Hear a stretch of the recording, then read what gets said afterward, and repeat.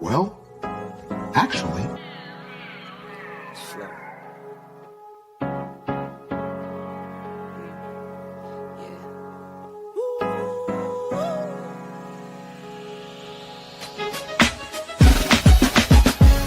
Yeah, I'm watching the rise, and I wouldn't say I'm shocked cause I'm hardly surprised.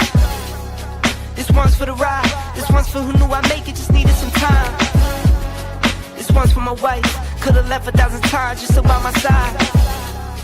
This one's for the grind, I knew it would happen, just had the strength in my mind. It's the Travel OG, and welcome to the Black Manosphere Conclave 5.0!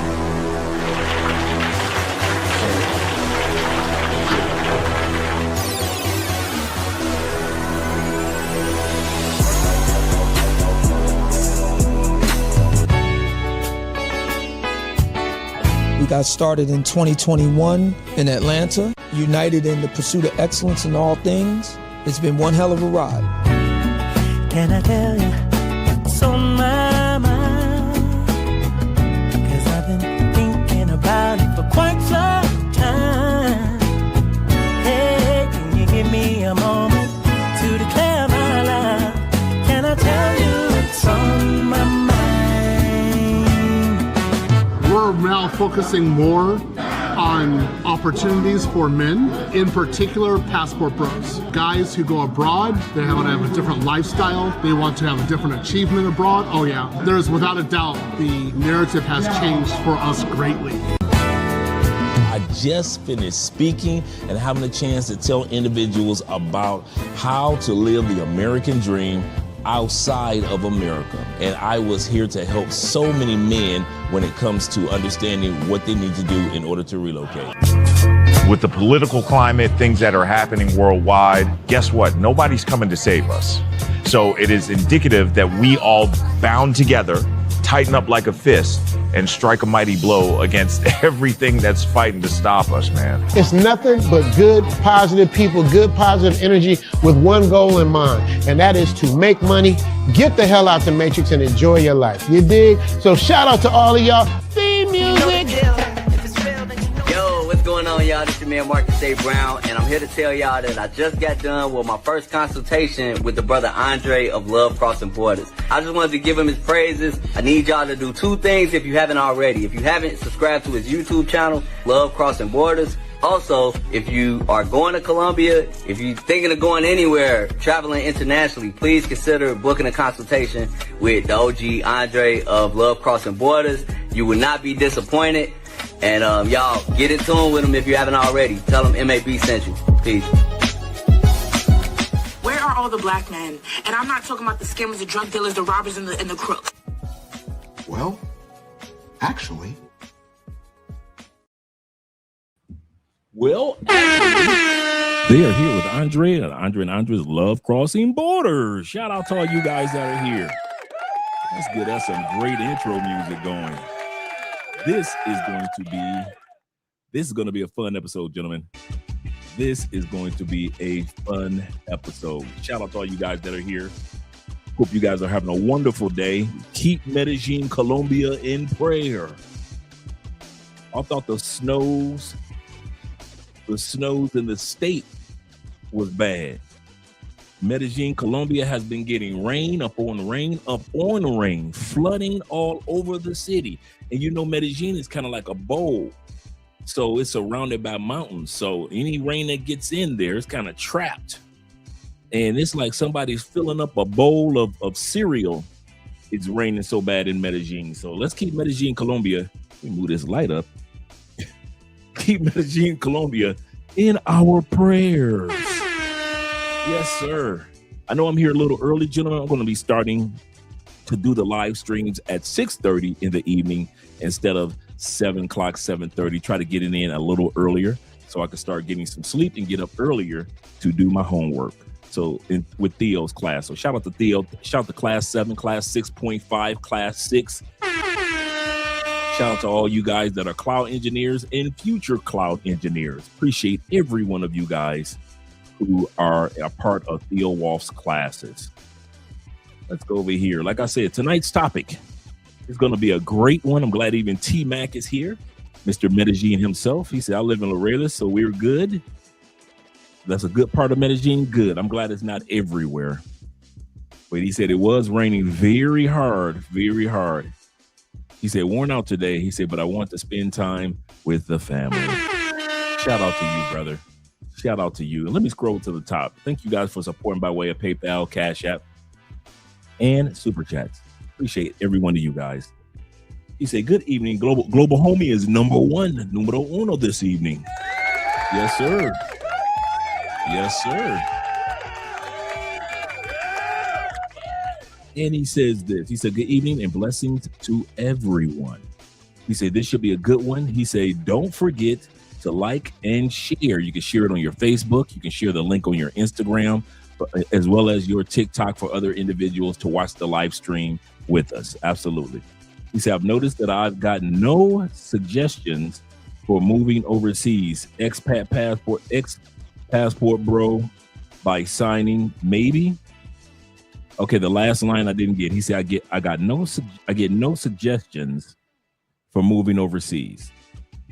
Expat passport bro sad by design maybe. Let me know what you mean by that, and maybe we can start doing some episodes to help you out. Absolutely. Let's go to the super chats right out the gate. Shout out to you gentlemen being here. Our man G Turner of the Turner family in the year of our Lord 2026. He says this. He says, shout out to you, Dre. He said, don't forget to finish your Armageddon project. I'm glad that you mentioned that because I am not going to forget it because I already know A, I have the test coming up in 2 weeks, and B, if you don't finish your Armageddon project, well, you got to you ain't got to stay. You ain't got to go home, but you got to get the hell out of AWS. So I'm going to get that done, and I'm glad that you brought that up. I'm going to get with you guys this weekend to actually walk with me through that. Whether I'm great at it or not, I still am going to try. Nothing beats a failure in life but a try. A lot of times, guys in the classes feel like if I can't do it perfectly, then I'm not going to even try. I am going to try. So I'm going to be looking forward to you guys helping me out in all things. Thank you very much, including International Quiet Storm. Thank you for those words of encouragement, brother. Shout out to my Canadian brother in the building, Black Nubian, that is. I told this guy where I was from. He said, oh, Canada. I hope the weather is getting better where you are, as well as in the States, because over the last week it's been looking tempestuous. Very tempestuous. So I hope that it's a little better. Shout out to my brother Bean in the building. Yes, sir. Numero dos. He said, hello. How are you feeling today, man? I'm feeling pretty good. I am feeling pretty good. Got a lot of work taken care of. Like I said, I'm excited about in a couple of weeks, I'll be taking my exam for the AWS practitioner. I know Theo has always been on us about taking the AWS architect exam, but I don't think I'm ready for that quite yet. But I am ready for the practitioner, so I'm happy about that, and I will be happy to get that certification, then move on to the next one, as well as getting the work done for Armageddon. So shout out to Armageddon. So shout out to you guys in regards to the class. Shout out to, once again, to Class 7, Class 6.5, and Class 6. My brother Kenny People say, good evening, Dre. He said, I love this cold weather. He said, I enjoy it. I love it. Some people do. I know you might be being a little facetious regarding that, but some people do. Shout out to you, brother, for being here, Kenny. Glad to see you're here. Let me scroll up. We got another super chat came through my brother David Dice with the $10 love. He said, I'm starting to get jealous. He said, I've been trying to get my beard to connect, but failing. He said, but every time I see Dre's beard growing smooth, brother to brother, Dre, what's the secret? Give me 1 minute and I'll give you the secret. I'll be right back. Not even a minute, 30 seconds.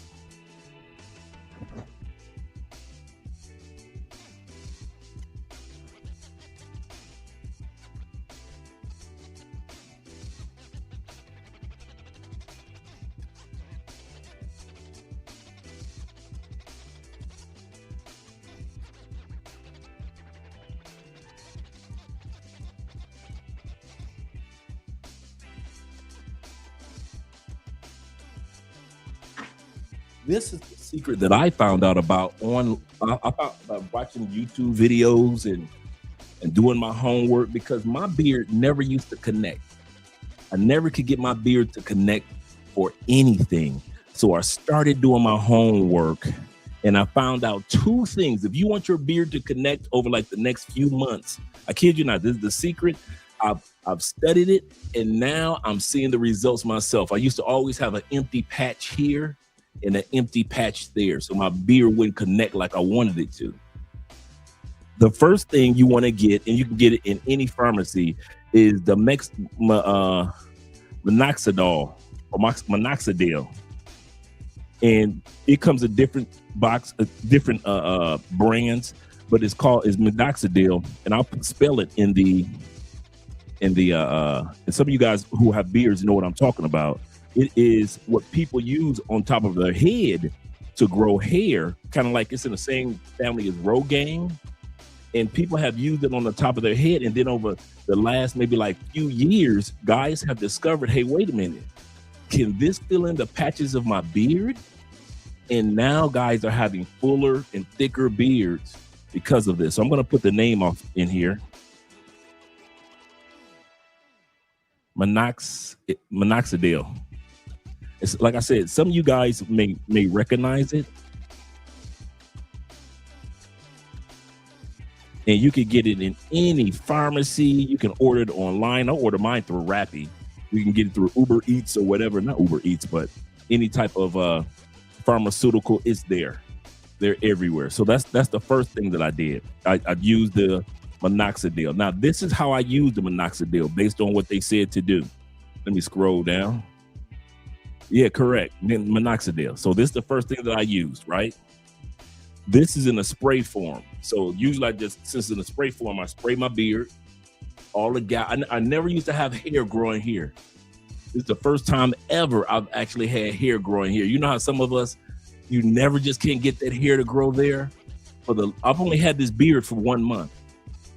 Just want to let you guys know, this is only 1 month of growth. I haven't even groomed it yet, because they say wait like 2 or 3 months and then you get the shape that you want, and then you can groom it down to the size that you want. So I'm waiting 2 or 3 months. Then I'll start using my clippers and straight razors and all that stuff, right? But you want to use this and spray it into your beard. And don't pat it in or anything. Don't let it air dry. Let it air dry. After it air dries, then you can use a beard balm, which is like a beard cream, or a oil or shea butter. You can use any of those after, but you just want this to air dry. So when I get out the shower, this is what I do. I kid you not. And they say use this twice a day. What you want to get you, I kid you not, this is the secret. This is the secret formula, or the secret tool, if you will. I don't know why I'm having trouble opening this now. Not that serious, just a canister. It's just a canister. But inside of the canister, you have your derma roller. Some of you guys that have a beard know exactly what I'm talking about. It's called a derma roller. And let me see if I have it spelled on here. That says do not use on your head. And of course, you want to clean it with alcohol every time you use it. You want to use this derma roller at least 3 times a week. It has little sticky ridges, and what it does, it's like little needles, but they're not sharp. They're not super sharp, so don't feel uncomfortable. And you just roll it on those spots where you want the hair to grow or the hair to get thicker, and you can feel a little prickly needles. And what it does, it opens up microscopic pores in your face. You don't use it on your head, so all you bald guys know. It's just the areas that I like. This area here, I will roll it here. If I want, when I wanted my mustache has never been this thick. I started rolling on my mustache. I wanted my beard to be thicker, so I roll it on my beard. Not too much, just gentle. Like I said, they're little needles, so you don't have to press down or anything. You just roll it on those empty spots. Like me right here, I can still see the growing taking place here. You just let it roll. It's called a derma roller. You can find it everywhere. And you take your derma roller, roll it in those spots underneath. When you line up your beard, which I'll be doing in a couple weeks, you line your beard up right above your Adam's apple. I used to think that you line it up here across your jawline. They say don't do that because when you hold your head down, it makes your beard look like it's a bar. So you don't want that NFL football bar. So you actually line your beard up right above your Adam's apple. So wherever your Adam's apple is, then you start grooming your beard right there. So in a couple of weeks, when I start using a razor or clippers, I'll right above my Adam's apple. That's where your beard's supposed to be lined up. And so, yeah. Yep, that's what I got, the 22 millimeter derma roller. Absolutely correct. And I'm telling you guys, these two, because I use this first. I roll this, for example, and then I'll just spray the side of my face for a second. So this side is moist, not moist, but I just put the spray on there. You let this air dry. You let it air dry. Once it's dry, then you can put on, if your beard is short like mine, and you want this shea butter, or if you want a beard balm, or if you want to put beard oil, you can do that. But just these two have from within a month. Now, they say it usually takes 6 months depending on the face. But I kid you not, in a month, this will start filling in. Like I said, I've only had this beard a month. This will start to fill in.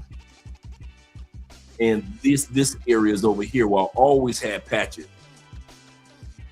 This area is starting to fill in for the first time in my life. Use this first, then you use this. Make sure you always clean this before you use it with alcohol.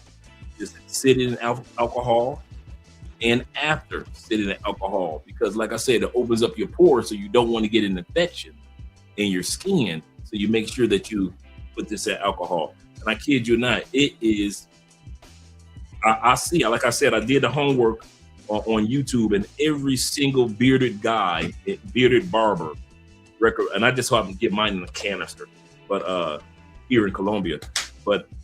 Every bearded guy recommends this and this. So for those patches, I kid you not, it works wonders. I looked at all the videos of guys that had their beards done, and every single one of them were able to connect their beards and get it thicker using a derma roller first, and then once their pores are open a little bit, they spray. Now remember, use this twice a day. Use this only 3 times a week. You don't want to open up your pores every day. You want your skin to heal for a couple of days, and then you use it again. Let your skin heal for a couple of days, then you use it again. And so that's how I was able to make this beard within a month, make it look the way that it does. So I can imagine what it's going to look like in another month. Then I'm going to start the fading of the beard, how I want it to groom. Do I want it to be straight? Do I want it to be curved? Because all this will be filled in. I won't mess with this. I still groom my mustache.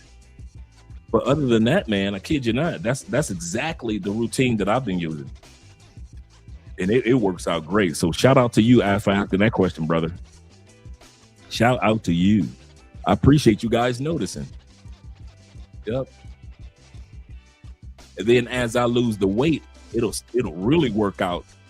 It'll make my face and my jawline look a little more defined having a beard. So shout out to you guys. Yes, sir. And right now I'm at the stage where it's too low for a comb. I have a wooden comb, but it's too low for a comb. So I just have a brush that I use. Not too hard, not too soft. Yep. Cologne of the night is, gentlemen, it is Kismet for Men. I forget what cologne it is, but you'll really like it. It's one of Andre's favorite colognes on me. It's called Kismet for Men, and it is only like 25 bucks. It's by Mason Alhambra. Remember, Mason Alhambra is the sister brand of Lattafa.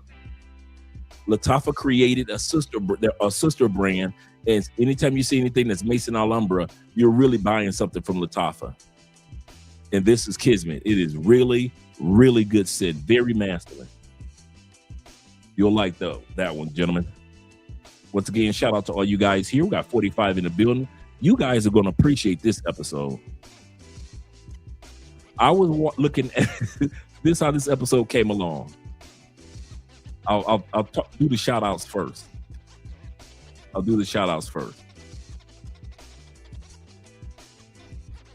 Okay, let me scroll back up.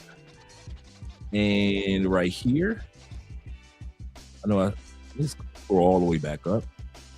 Showing you brother some love. I want Kenny Peoples, and then Ronan. Shout out to Ronan Travelers in here. Glad to see you here, brother. Glad to see you here. Hope everything is going great over there where you guys are. Hope everything is going great. I was talking to a brother earlier. He was doing a live stream, and the brother was in Japan.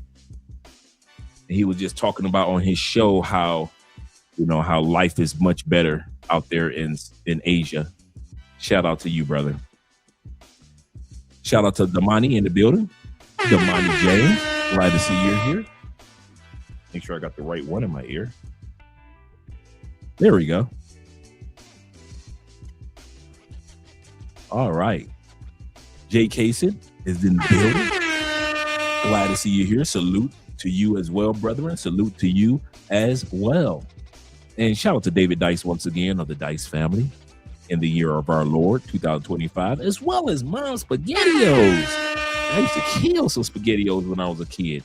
And salute to all from my brother T-Mac, fellow neighbor. Glad to see that you're here. I got to reach out to Will. I haven't talked to Will in a couple of days, man. Got to reach out to Will, make sure he's all right. He said, oh yeah, you told me about that. I read that earlier. You were worn out, but everything is going great in your area. So it's not a part of the bad weather that's taking place in Medellin with the rains. I mean, it is raining. I was like, goodness gracious. I saw motorcycles floating down the streets and cars. And I was like, ooh. Crazy. And he says this. He says, so that means that you just got off from all your work, from your work suits and ties and booted. Yeah. Suited and booted. Yes, sir. Yes, sir, Kitty. Shout out to my brother Don, a.k.a. the Don. JP in the building. Glad to see that you're here. Once again, shout out to my brother G Turner in the building. Shout out to G Turner being here. Let me scroll down a little further, see who else I need to get. Such as my brother Flicky Sticky representing. He say it's about to be another lit. It is. This one is going to be a good one. And I'll tell you why I'm doing this topic tonight once we get done with the shout outs. I kid you not. There's a method behind my madness. Shout out to my brother Nick being in the building. Yes, sir. Good evening, Andre. Good evening to you, Nick. And the chat. Good evening to everyone. And my brother Ishmael, Pharaoh Ishmael, that is. Glad to see that you're here, brother, representing like you always do. Hope you're having a wonderful day today, brother Ishmael. Hope you're having a wonderful day today, as well as my man Jamon. Jamon is in the building. He say, what up, big brother? What up, big bro? He say, chat family. He say, we getting earlier live streams. Yes, I was mentioning to the guys earlier, I'm going to start doing them around 6:30 so I can get to bed a little earlier, because I'm really trying to focus on my classwork with in AWS and GCP. That'll be coming up soon. I'll have my exam coming up soon. As far as my first certification test, that'll be in a couple of weeks. So I figured, Andre, go to bed earlier, wake up earlier, and I love getting work done before 12 o'clock. I love whenever I've gotten several projects done, and I look at my watch and it's like 10:15, and I'm like, what? So I don't like to be behind when it comes to time. So from now on, we're going to be doing the live streams right around 6:30. Hope that works out with many of you men here. Yes, sir. Got my brother Nick, and my brother Kenny says this. He says, Dre, bring back the goatee. I said, I know that you're going to shave it off. by the time that you get to the no, I'm not. I'm going to keep the bearded look for a while. Andrea likes it. I like it. I like the mature man look. So I like it, and I can't wait to groom it. And I'm telling you something, taking care of a beard is like taking care of you guys that still have hair. It's work, man. You can't just sit there and just say, well, I'm just gonna grow my beard. No, you got to take care of it. You got to make sure it stay moisturized so it doesn't dry out and look old and decrepit. And it's work. You got to make sure you keep it groomed. You got to keep it sheared. It's work. I have respect for the bearded ones out there. I have respect for the bearded ones. Yeah, he's a babyface assassin gang. Yeah, I had it all cut off and was just doing the goatee for a minute. But I was like, you know what? I've never worn a beard before. Let's see. Shout out to my brother El Patron in the building. He said, what's good, family? Salute to you. Salute to you as well, sir. Salute to you as well. Ronan said, he said, yeah, I have. Oh, yeah, Ronan was telling me about the Derma roller. Yeah, he said, I've done the Derma roller. He said, and my hair for my forehead, hairline, but also for the beard as well. I kid you not. And does it not work? That Derma roller is crazy. That roller I was just showing you guys. And they're everywhere. So it's not like a special place you need to get them. You get a Derma roller at Walmart, at CVS, Walgreens, as well as the Minoxidil.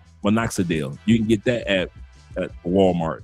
So would you go in? It's right there. Shout out to you, brothers. Shout out to C's being in the building. Glad to see that you're here.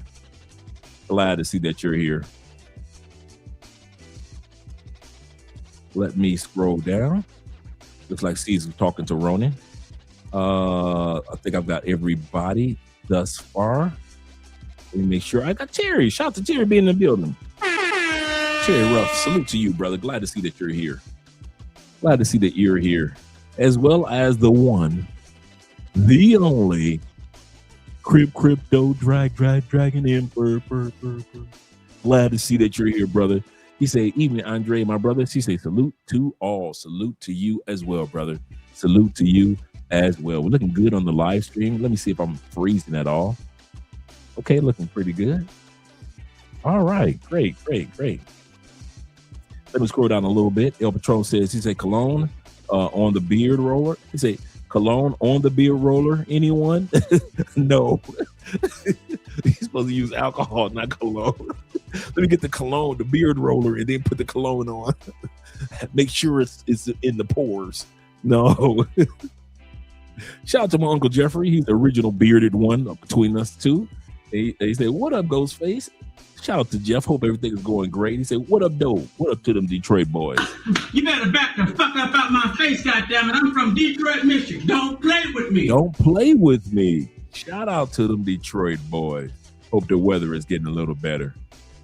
Let me scroll down a little bit further. Make sure I got everybody. Such as my brother, LJ the Southern Vegan. Glad to see that you're here. As well as my man, Play a mix in the building. Glad to see you're here. He said, I found dating attractive women overseas. The cologne you wear makes a huge difference. Absolutely correct. Try Baby Cat YSL. You're absolutely correct. And the cool part about the Baby Cat and that vanilla scent, you won't be smelling like anybody that she's ever met.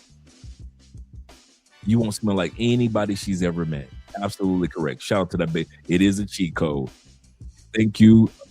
You'll thank me later. Yes, sir. I know exactly what you're talking about. That Baby Cat. I actually have the Baby Cat clone up top. Oh, here it is. The Baby Cat clone is called Rafakat. As you can tell from the elixir, I've used quite a bit of it, and it's only like $30. And it is that same vanilla scent as Baby Cat, 95% Baby Cat scent. You couldn't even tell the difference between it. And that's how good Raffacat is from Paris Corners, if I'm not mistaken. And it's RAFAAQ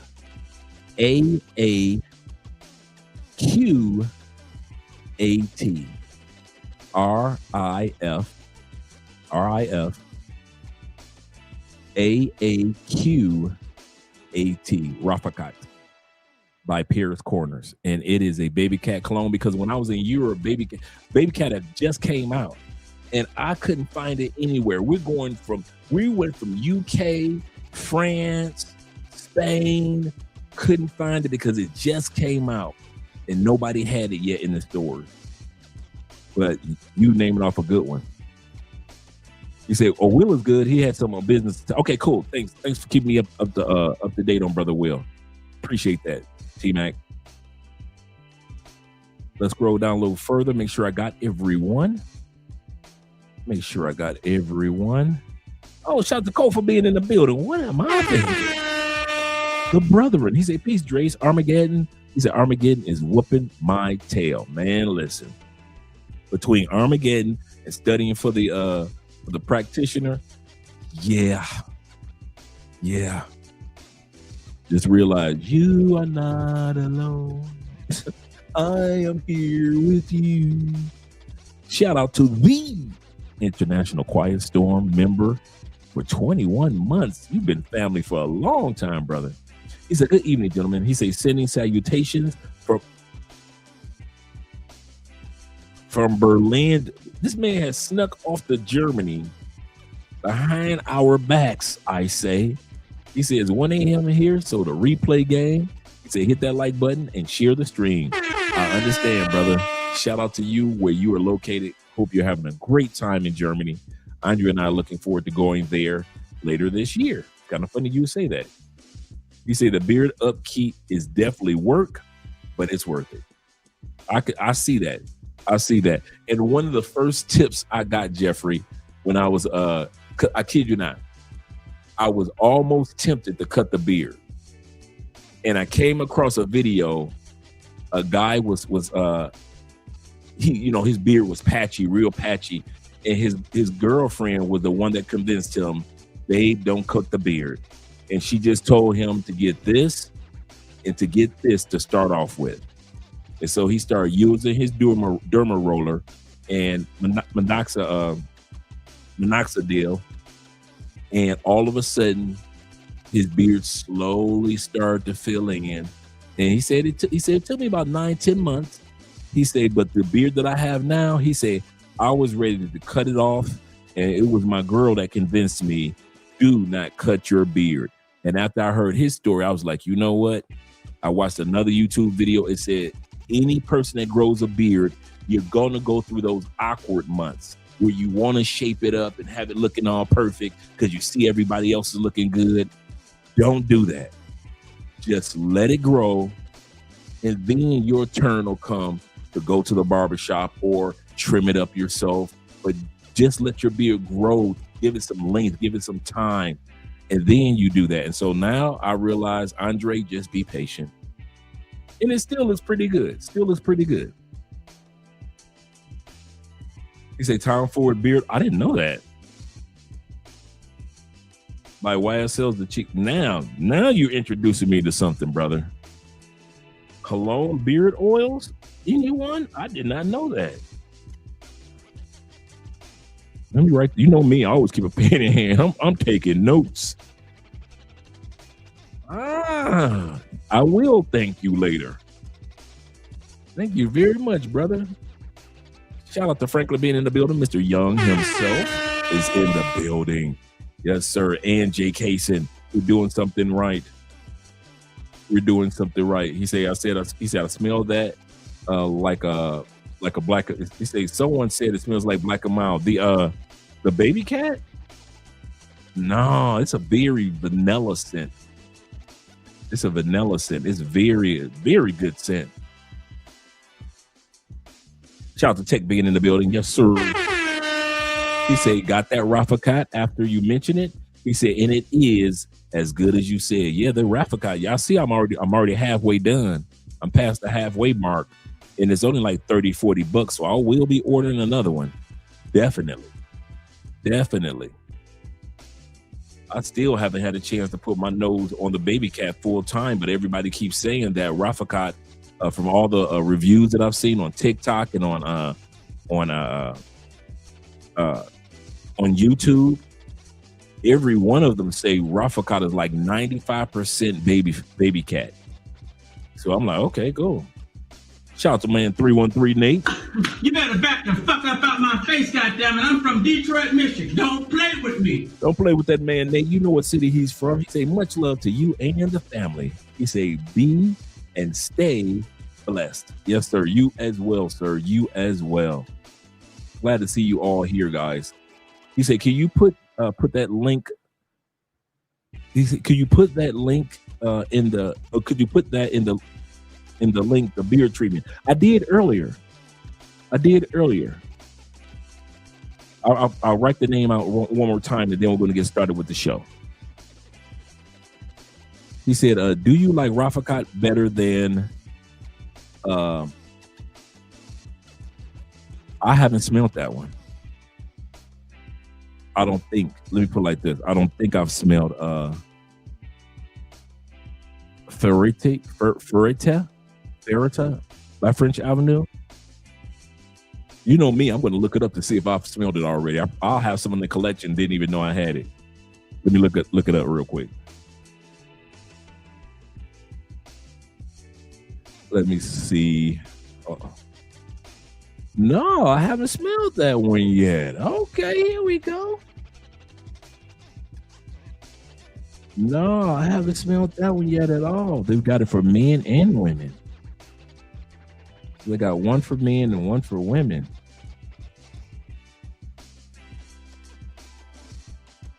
I like that bottle with the wolf on the top.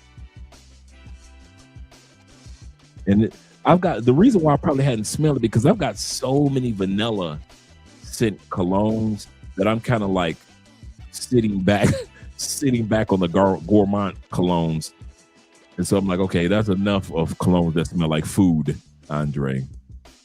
I got the pineapple, I got cologne that smell like plum. I got the cologne that smell, there's enough, Andre. But let me put this one more time in the, and you can, like I said, you can get this beard formula or elixir or whatever it may be called in your local Walmart, Walgreens, minoxidil.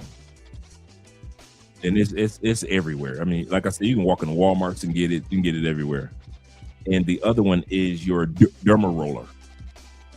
It's just a roller. Just like I said, all it is just. Well, I have problem opening up my own canister. It looks just like this. It's just a roller. And it has needles all over it. Not sharp needles, but it's needles that does microscopic opening of your pores. And so all the areas that you have patches on your beard, or the areas that you think your beard is thin and you want it thicker, you just roll it all across your beard. Like my beard wasn't as thick as this. And like I said, it only took me a month to grow this. So I can imagine after a couple of months. And so the areas that I want it to be longer, whether it be across here, I go with it. And then these areas right here, they used to be so empty. I take right there. If I want my mustache thicker, and you don't have to press down hard at all. And I roll it, especially in the areas I really want the hair to grow.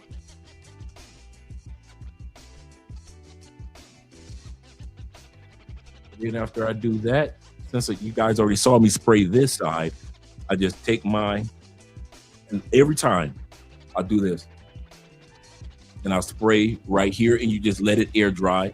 You spray underneath the chin, just let it all air dry. You spray in those gap areas that I just rolled.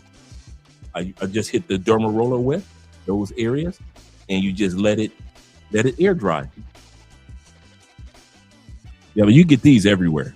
everywhere. That's what made it so cool. You get these everywhere. I got mine here. I ordered mine on Rappi in Colombia. That's how easy it is to get them.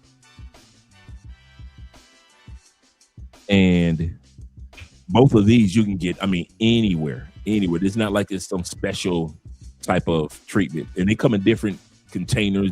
They come in a cream. You can get it in a cream if you want to. You can get it in a spray. You can get it in a different type of sprayer. And then you just let it air dry. And then after that, if you want to put some, like I said, some shea butter, or you want to put some oil, some beard oil, or beard beard bond, you want to put that on there if you want to, just to keep everything down and smooth and soft. You can do that afterwards. But like I mentioned before, this roller only used 3 times a week on your beard. This right here, twice a day. So spray twice a day on your patchy areas. Right here, I use this only 3 times a week, because remember, you're opening up little microscopic holes in your face, nothing bloody or anything, just little microscopic holes, so that dermarole, so that minoxidil can get off into those pores and really start allowing those hairs that you never thought were there to start the process of growing. I don't know how we got on the topic of beards, but shout out to all you guys. Bobby Coltrane of the Coltrane family. He said, I'm just dropping in. He said, where can I get the beard growth kit? What I just got, you can get that anywhere. That derma roller is everywhere. It is Walgreens, CVS, Walmart, any of them. And as well as the minoxidil. Anywhere. You can get this anywhere.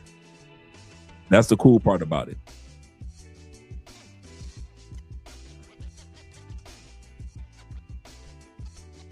All right, let's change the music and get started with our topic for tonight. We're going to have some fun.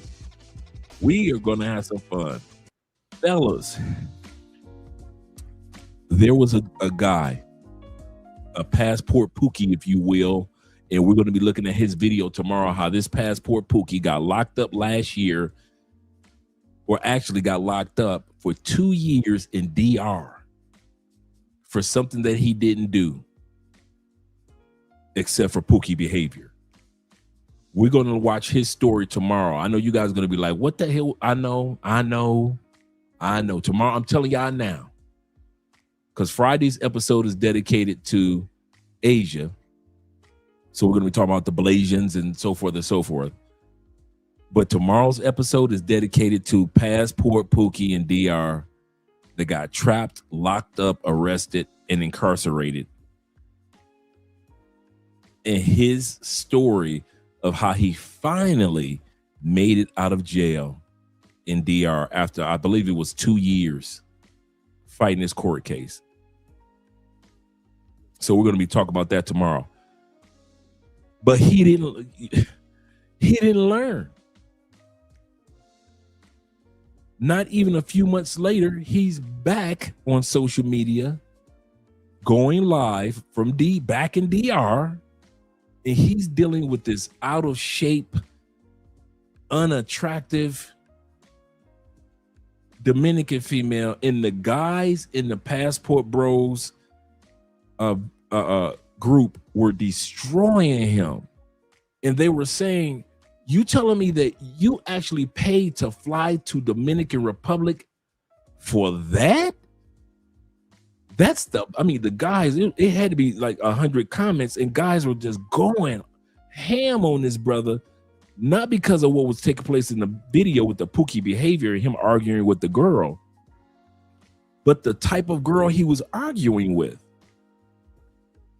And so it brought me to realize that there are some guys that their self-esteem is so low that they will not go to other countries for attractive women.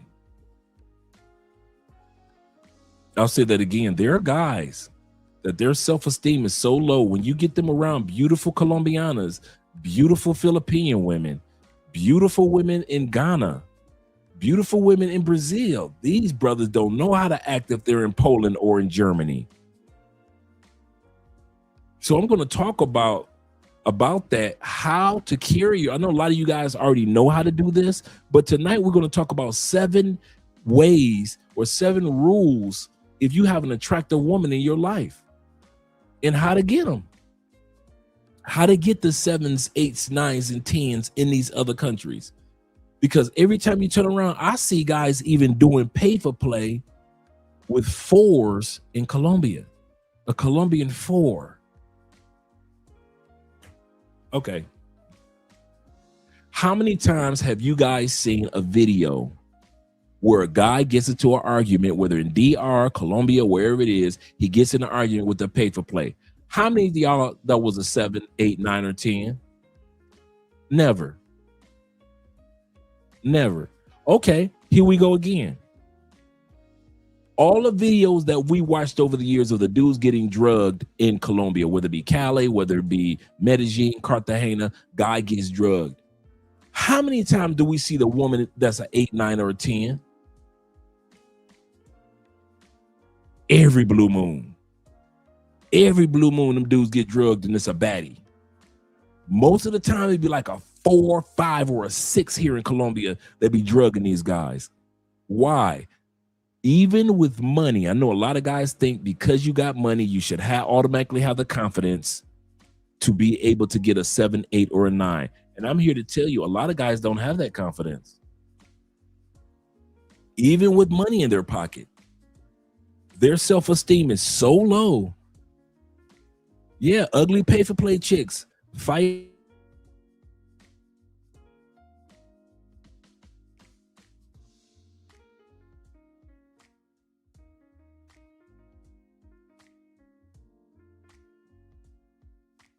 We should be back. Okay, we're back. I froze for a second, gentlemen. Froze for a second. Look like we're back. Let me make sure that we're back over here.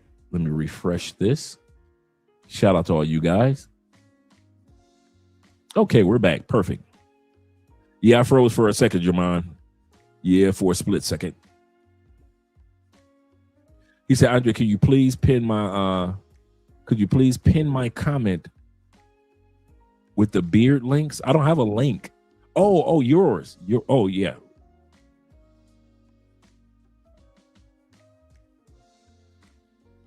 There we go. And let me actually, let me do it right here. Let me see if I can do it from over here.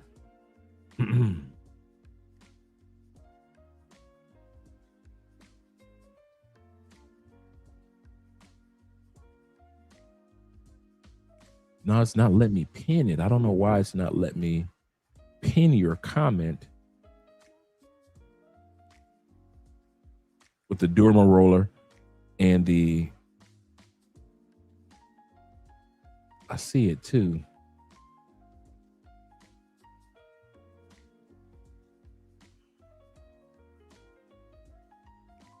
I don't know why it's not letting me pin it like it normally would, but this is where you want to, guys, if you want to click these links, it's excellent to be able to order your derma roller and your minoxidil. That, I kid you not, these are the number one things that I use on a regular basis right now for the first month of growing my beard. You'll thank me 100 times for it. 100 times for it. And thank you, International Quiet Storm, for dropping your links as well. Yes, sir. Shout out to Zero in the building, my neighbor. Hey, man, I fell asleep the other night. I kid you not. I fell asleep. I really planned on going out, and you had hit me up with the message saying, hey, Dre, I'm getting dressed. I'll meet you over at the spot. And, man, I passed out, man. Okay, cool. Definitely. Thanks, Quiet Storm. So let's get ready to get started with the videos, man. And we're going to talk about seven things that you can expect and you got to get ready to be comfortable with if you are with a very attractive woman. There are some perks that come along with being with the attractive woman. It's not all about just always coming out of money. With any woman you're going to pay, whether it be for luxury or whether you, like me, being married by way of responsibility. With any woman, you're going to come out your wallet. So if you guys think it's about a wallet thing, just like T-Mac said, if it was all about just having money to get a 10, then a lot of guys would go ahead, come down here or to Brazil or Asia, and they would be getting 10s, right? Every time a dude get drugged, it would be by a 10, right? If it meant because you only need money to get a 10, many of the men that travel with their passports are proof that they can't get attractive women even if they have money. So that myth of just having money, shout out to my man Iron Mike Dyson in the building. $5 love. Salute to you as well, brother. Glad to see that you're here this evening. And my man Chris in the building. YouTubing is a habit. What am I doing right tonight? Shout out to you gentlemen being here. Yes, sir. Yes, sir. Peace unto you as well, Bobby Coltrane of the Coltrane family. Glad to see you're here. Let's get ready to get started, gentlemen. Let's get ready to get started. And some of you guys who have attractive girlfriends or wives, you know exactly what I'm talking about. I'm going to tell you guys something. One of the ways many of us have attractive girlfriends and wives, y'all want to know one of the number one secrets? You guys never said anything to them.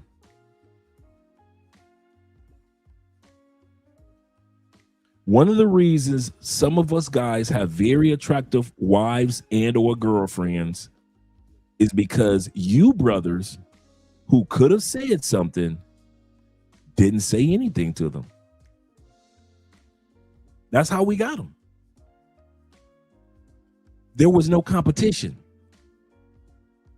Some of the guys that have good wives and girlfriends in DR, you wonder how he get her. He said hello and you didn't. That used to happen to me in the States all the time. Dudes used to think I was player. Andre must be a player. No, bruh. Number one way I was getting hotties, baddies, the 7s, 8s, and the 9s. Kid you not, true story. I spoke to him. I said hello. Excuse me, miss, what's your name? Where you from? Can I come? Can I take you out tonight? To the movies, okay, get my Luther Vandross on, but you understand what I'm saying? I kid you not. Dudes used to always be like, man, how'd you get Dre? You got a baddie. How'd you get her? I said hi. It wasn't like I was like, yeah, I bought her 5 drinks and then I took her out to Ruth Chris and no. A lot of times we are getting women that are attractive guys based off the fact that you guys aren't saying anything to them. You see a green-eyed Colombiana and you look like, you see a Colombiana with dimples, oh, she gotta have a man. How do you know? You see a woman in Europe and you look like, oh, she probably got a multi-millionaire. How do you know? Most of the hot chicks that I've ever come across didn't even have a man, because everybody assumed that they did, so nobody would talk to them. I'll say that again. Most hot chicks that I've ever had, and some of you guys can attest to this, were loners and didn't have a man because most dudes assumed because she was hot, she must got a man. And they didn't have one. And most hot chicks I know also get cheated on a lot. You would think hot chicks don't get cheated on. I'm telling you, hot chicks around the world, cuties, females with the cutie look about them, with the cute face, they get cheated on too. But we assume too much about the ladies. So we're going to talk about 7 things to kind of build your confidence. He say, yeah, penetration bros can't wait to see all men pay. That's serious. Shout out to Chris. My brother Ronan says this. He said, I didn't buy here in the Philippines. Somebody was asking you about, yeah, that's the same thing here in Colombia. No MSL listing system here for buying land or property is unreasonable. He says, so I will buy in Texas in a few years. Nothing wrong with renting And if I'm not mistaken, Thailand just came out with a new visa for renters. They've got one for property owners, and now Thailand has one for people that rent in Thailand. That just recently came out. So shout out to that. I need to get with Richie Mack to find out what the new policies are. Let's go to get started, gentlemen, with the 7 rules or lessons for dating hot women. First thing you're going to notice when it comes to dating hot women or being with hot women, you're going to have a battle between your confidence and your insecurities. I'll say this again. In a lot of areas, you're going to find yourself being confident. I pulled her. I was the one that got her number. I'm the one she's out to dinner with. I'm the one that she's on this flight with. Yeah, I got me a baddie. Your confidence will build. So will your insecurities if you let them flow. She probably got dudes in her DMs right now. Why is she wearing that dress today? Who's she putting that makeup on for? She just going to the grocery store. So you're going to have your confidence built when it comes to being with highly attractive women, but you're going to battle your insecurities, just being a human being. Don't take your insecurities out on her. Don't even let her know that you have insecurities. Let her see you as the confident man that you are when you walked up to her and asked for her number or asked for a dance. But attractive women do not like insecure men. They're surrounded by thousands of them every day. I'll say this again. This is very important. Attractive women are not attracted to insecure men. They're surrounded by hundreds, I said thousands, but hundreds of insecure men that won't walk up to them every day. Every day they have men staring at them, looking at me. Andre was talking about this the other day before I did this topic. And she says she's always got guys that staring at her or looking at it. And Andre says, Andre says, I'm the resting, I have the resting face to keep guys at bay. I don't want to be bothered face. She said, but guys will still look, will still stare, will still try to somewhat flirt.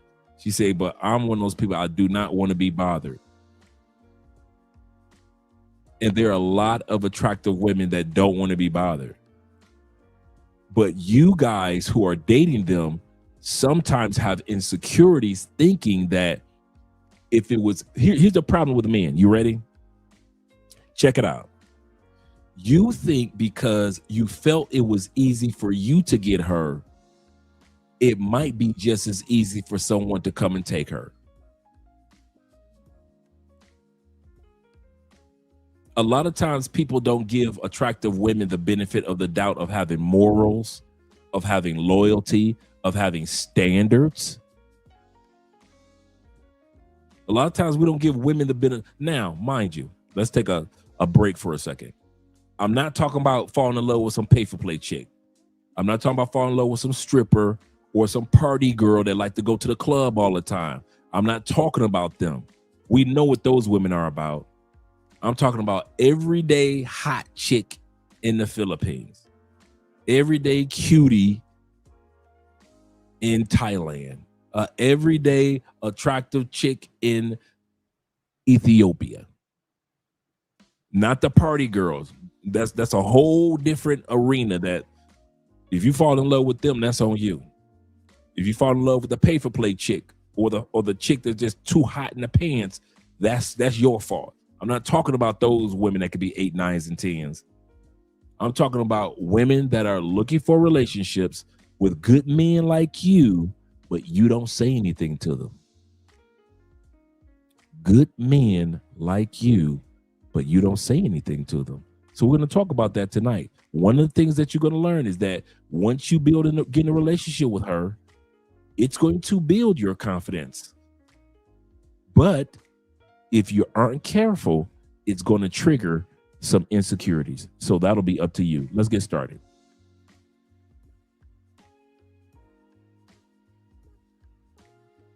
Leave that pretty girl alone if you're not ready to deal with the attention she gets. The constant dudes in her DM shooting their shot. the constant unsolicited advances she's gonna get from men when she's out with her girls or when she's just doing basic stuff like going to the market for groceries. Like, if you're not ready to deal with all of that, just stay out the way, King. Now, you would think that that's true. All the dudes all in her DMs. When she go to the grocery store, everybody trying to holler at her. She can't even make it to her car without somebody saying something to her. You would think that that was true. I'm here to tell you, from all the very attractive women that I've been with, and some of you guys can attest to as well, dudes don't say nothing to chicks that are hot. Dudes don't approach hot chicks in the grocery store, in the mall. You ain't never got to worry about somebody. A few dudes will. They'll get more stares, guys staring at them, women staring at them, than people actually saying something to them. I kid you not. Your woman might have a few dudes in the DMs, but she ain't even taking them serious. She treat them just like she treat dudes walking down the street. Most men, you don't have to worry about your hot chick being taken from you by some other dude on the streets, because most dudes on the streets are too insecure to say anything. Even men with money. Even men with money.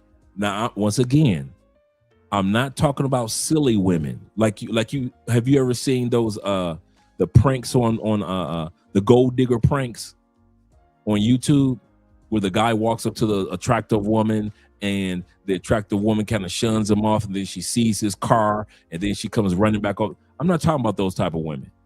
So get those little silly little girls. They don't make the cut of the type of women that we walk up to anyway. I'm talking about women, not little girls.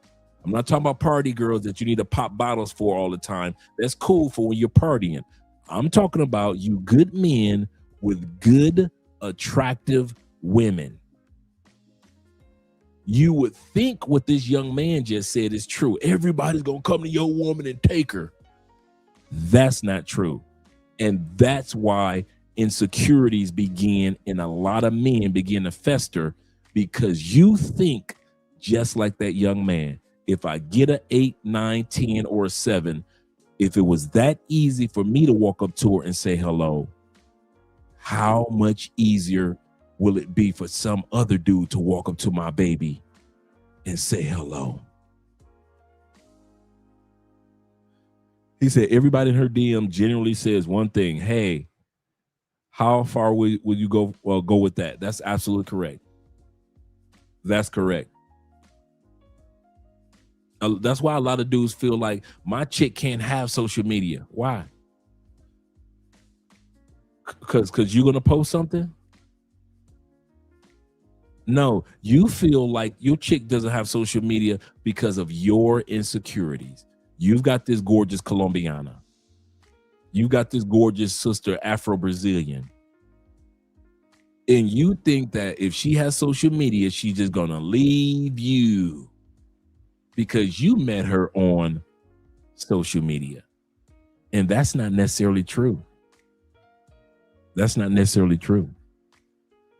He said, my girl gets approached a lot. Colombians always be inviting her for ice cream. Now that's Colombians. That's true too.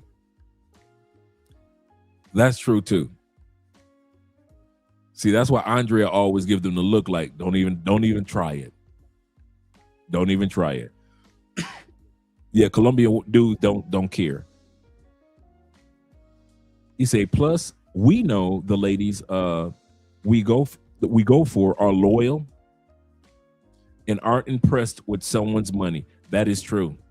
A lot of guys don't realize all women enjoy, like, and appreciate money, but not all women can be bought with money. And a lot of times we think as men, when we go to these other countries, oh, everybody's for sale. That's not true. And I've seen men with money in their pockets do some of the most insecure things. They will, like I said, they will buy a pay for play. That's a 4. That's a 3. I've literally seen dudes get pay for plays that are 3s. How is it that you got a pocket full of money and you could buy any woman in Cartagena, so you say, that by the end of the night, you're with a pay-for plate and she's a 3. And her BBL is sticking out right here. She got the Brazilian belly lift. How you gonna go to another country get with a woman with the Brazilian belly lift? No. So let's go back to the video real quick. Hear what else the brother has to say.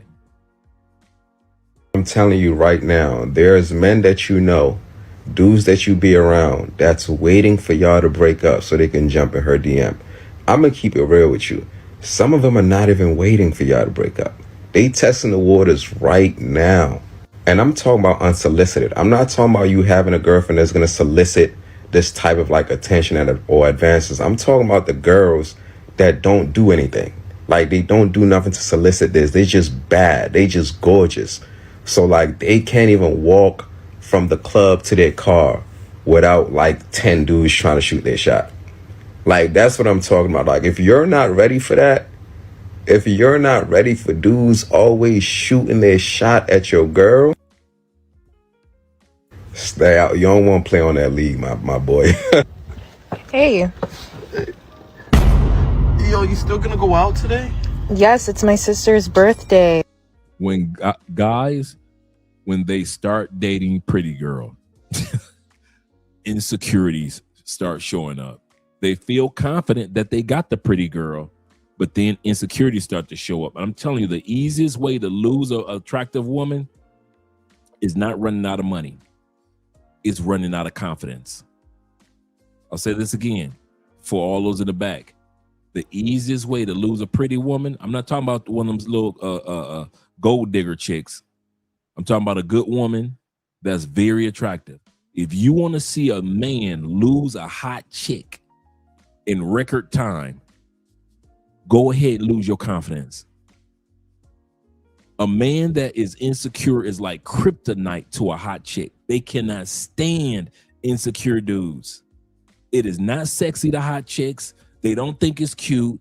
You question them every time they go somewhere. You're sitting back talk about you can't wear this, you can't do that. This is the same wardrobe she had when she met you, bruh. It's the same wardrobe. If you're not secure enough, especially if you that's why I always say a lot of you guys couldn't be with a woman like Andrea. And I'm gonna tell you why. Because Andrea always just dresses jazzy. She always dresses like with a nice blouse, fancy blouse, like she's in Europe somewhere.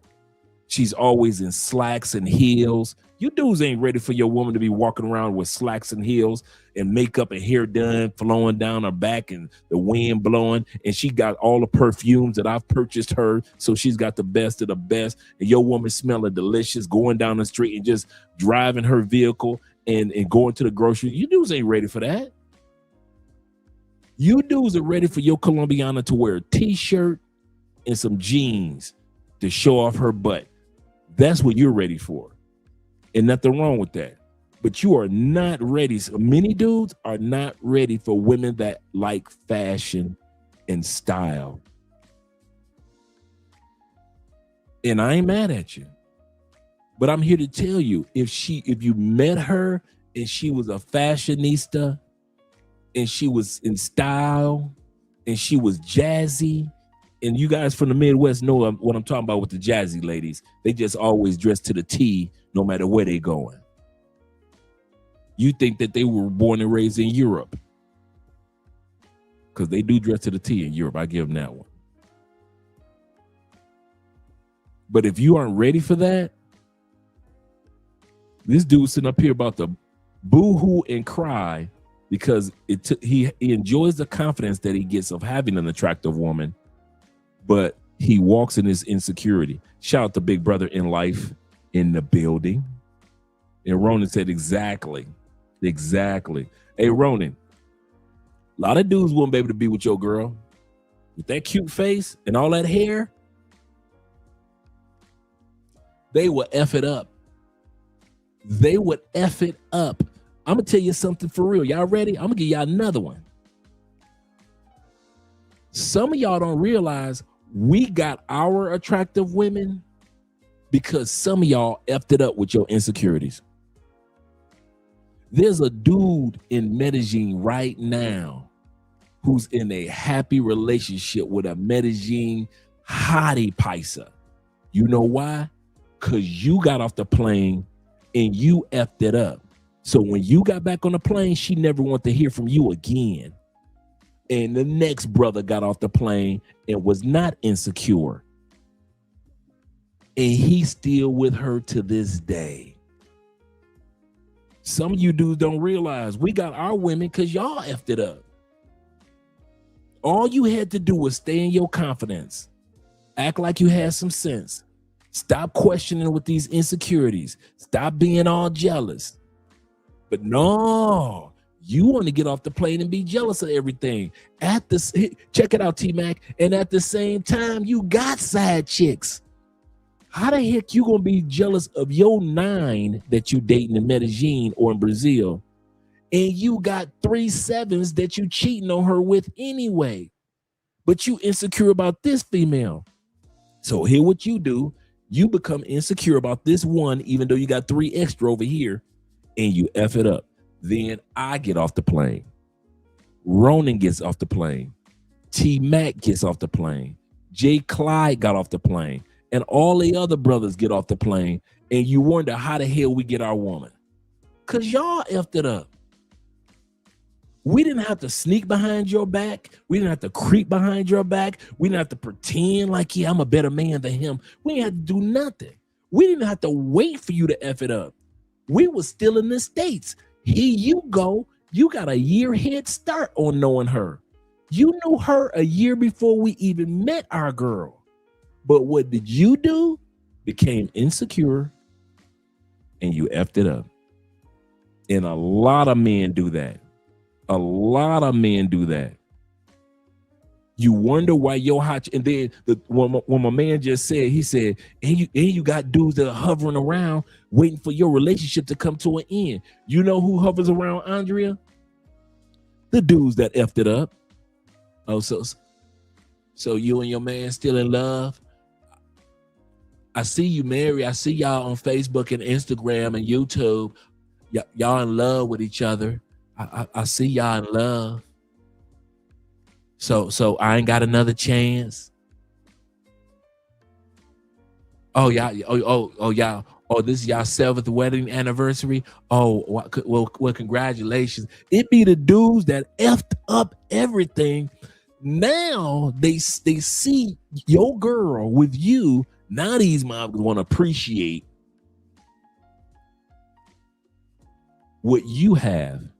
'Cause a woman needs love just like you do.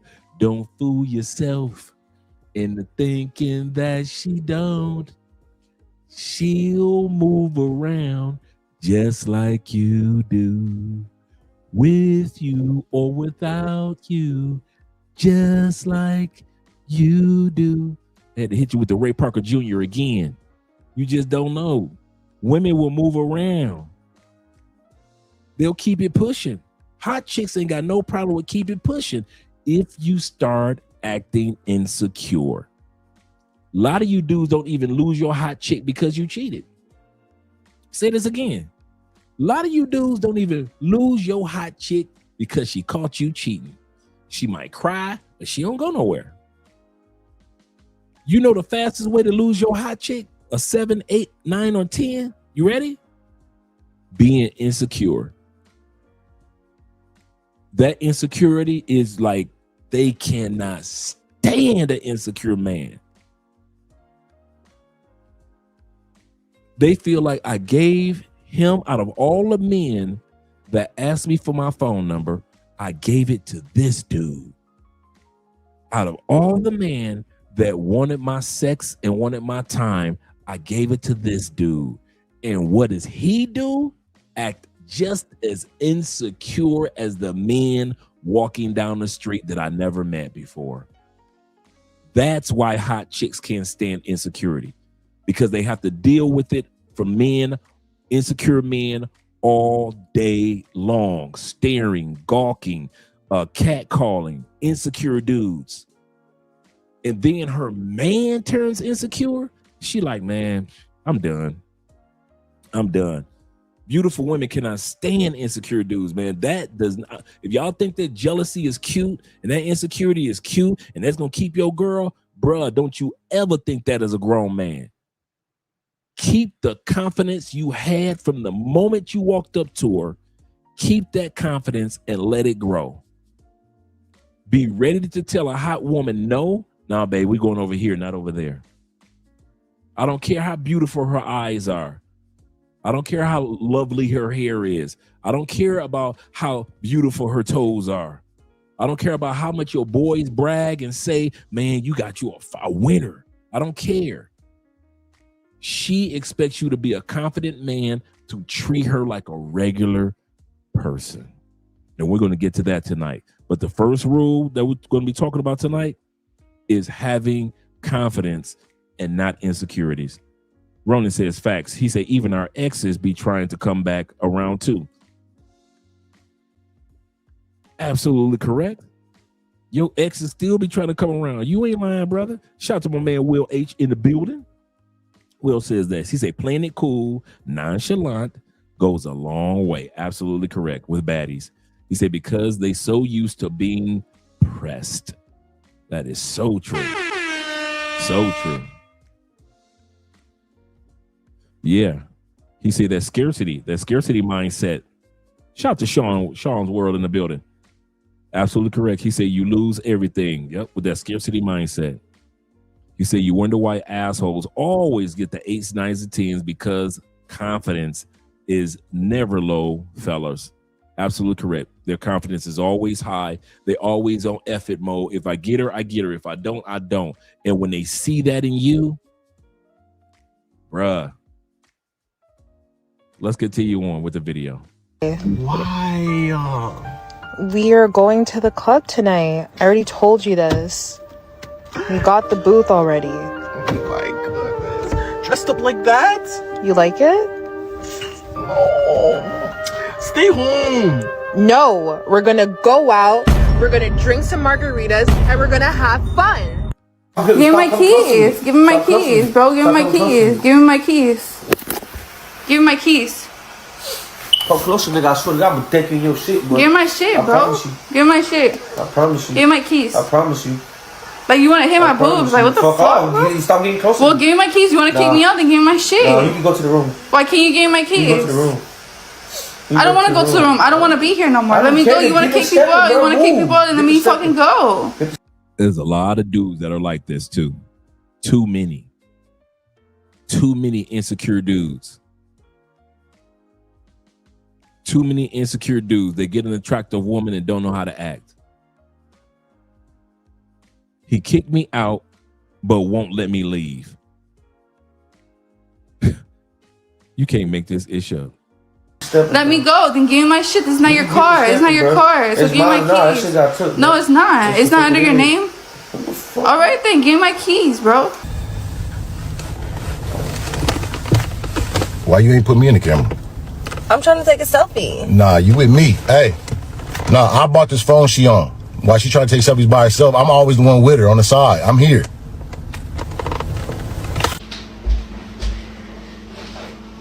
Isn't it cute?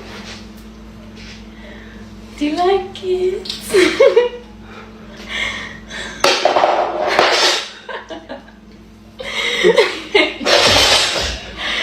Most dudes can't really handle being around a beautiful woman.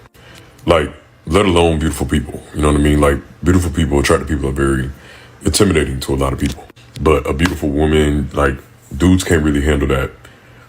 They can't handle it because not just because they're intimidated by them, but it's also because the idea of being with somebody that could have a lot of options, gets a lot of looks, gets a lot of stares, so on and so forth. That's kind of intimidating to a lot of men. And a lot of men don't know how to really receive that or handle that. A lot of men are not that secure within themselves.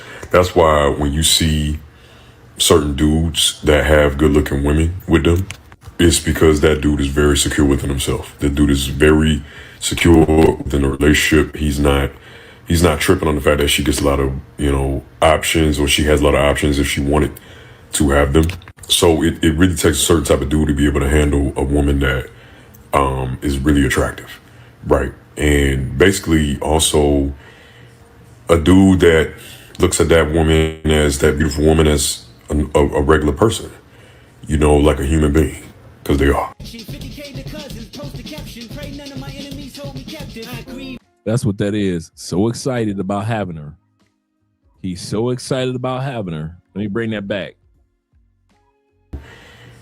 A dude that looks at that woman, as that beautiful woman, as a regular person, like a human being, because they are. See how excited my man is? Got me a nice little 10. Waistline, nice breasts, nice hips, nice hair. He dancing in the streets.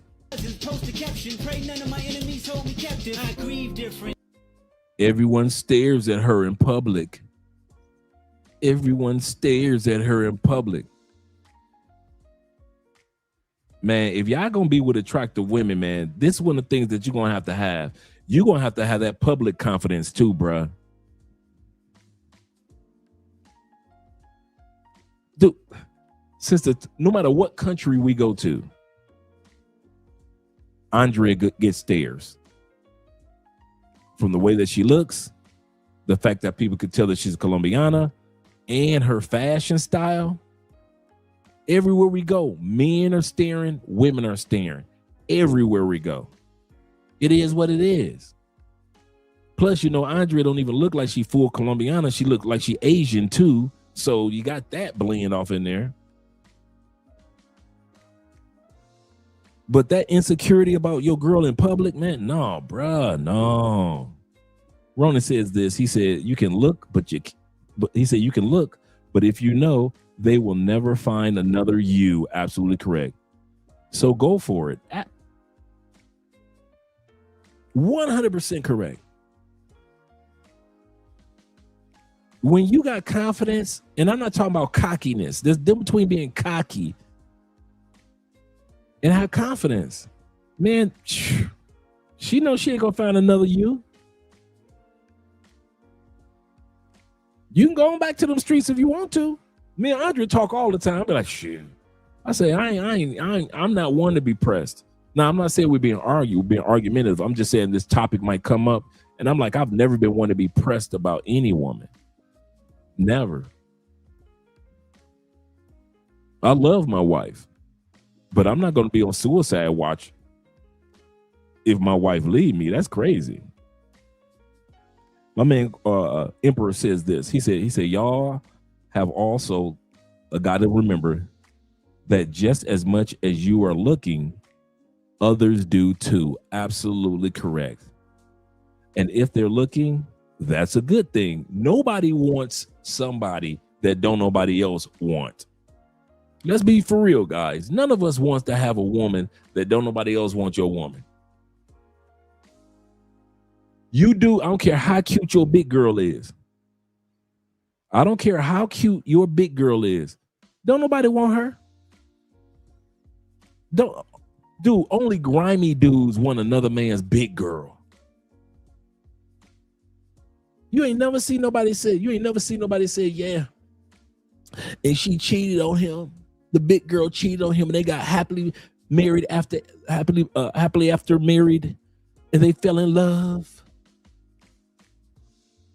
Don't nobody want your big girl. You can keep her. She cute. But ain't nobody walk around like, man, I'm gonna take his girl, dog. Only grimy dudes think like that. Only grimy dudes think like that. Everybody wants somebody that's attractive to where other people are with. Dude, Andrea loves showing off her husband. 6'3" me. She loves to show her man off. I like fashion. I like style. Andrea loves flipping her phone open. Yes, this is my husband. And the ladies be going, oh, girl, that's your man? Wow. She loves that. I do too. I love the fact that when dudes say, hey, Dre, I ain't trying to be, disrespectful. But man, your wife is attractive, dog. Well, thank you, brother. Nobody wants somebody that everybody else just be looking at your girl like this is my girl, dog. Hey, what's how you doing, Wanda? How you doing, Wanda?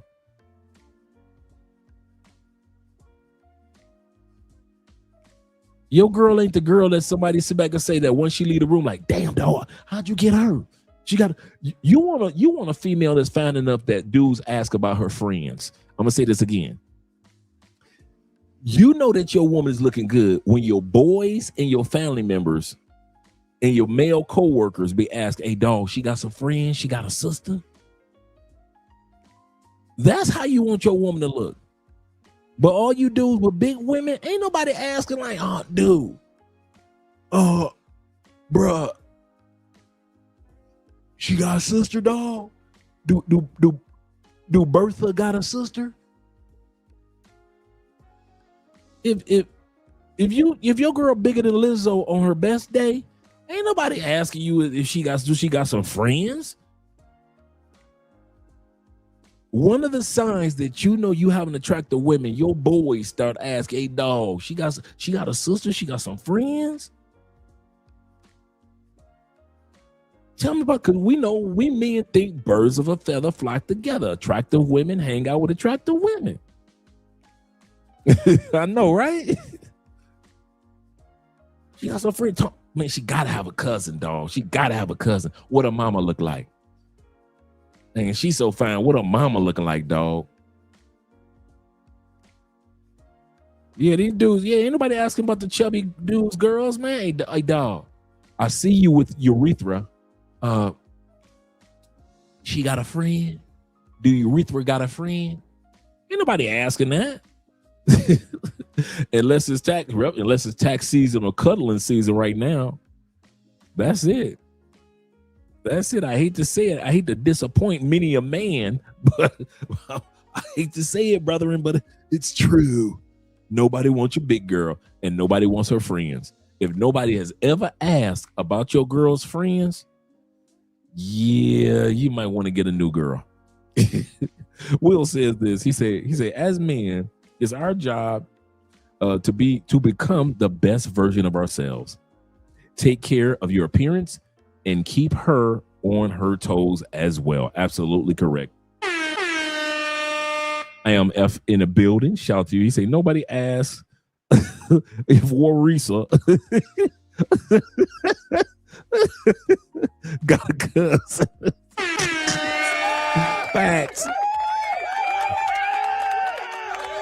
That's facts, man. Ain't nobody asking about her family, man. Says this. Jamar says this. You say, Jamar said, he said, you have a lot of lackluster suckers for love type of attitude in the ATL. Ugh. He said, cats will drive 3 counties over to pull a hot ball. Wow, that's sad. He said, in their girl, to put a hot ball in their girl, in her side piece, and they and themselves. That's crazy, man. Shout out to the A. Shout out to the A. Yeah, I know, right? That was a good one. Let's get back to the video.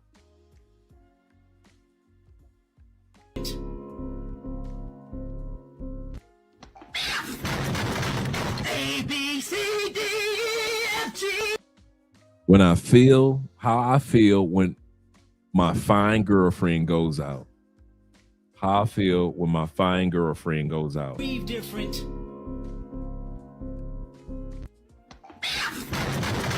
A, B, C, D, E, F, G. Done and fucking done. Fuck you, fuck you, fuck you, fuck you. When God sends me the most amazing, pretty girl, but then turns her into a lesson.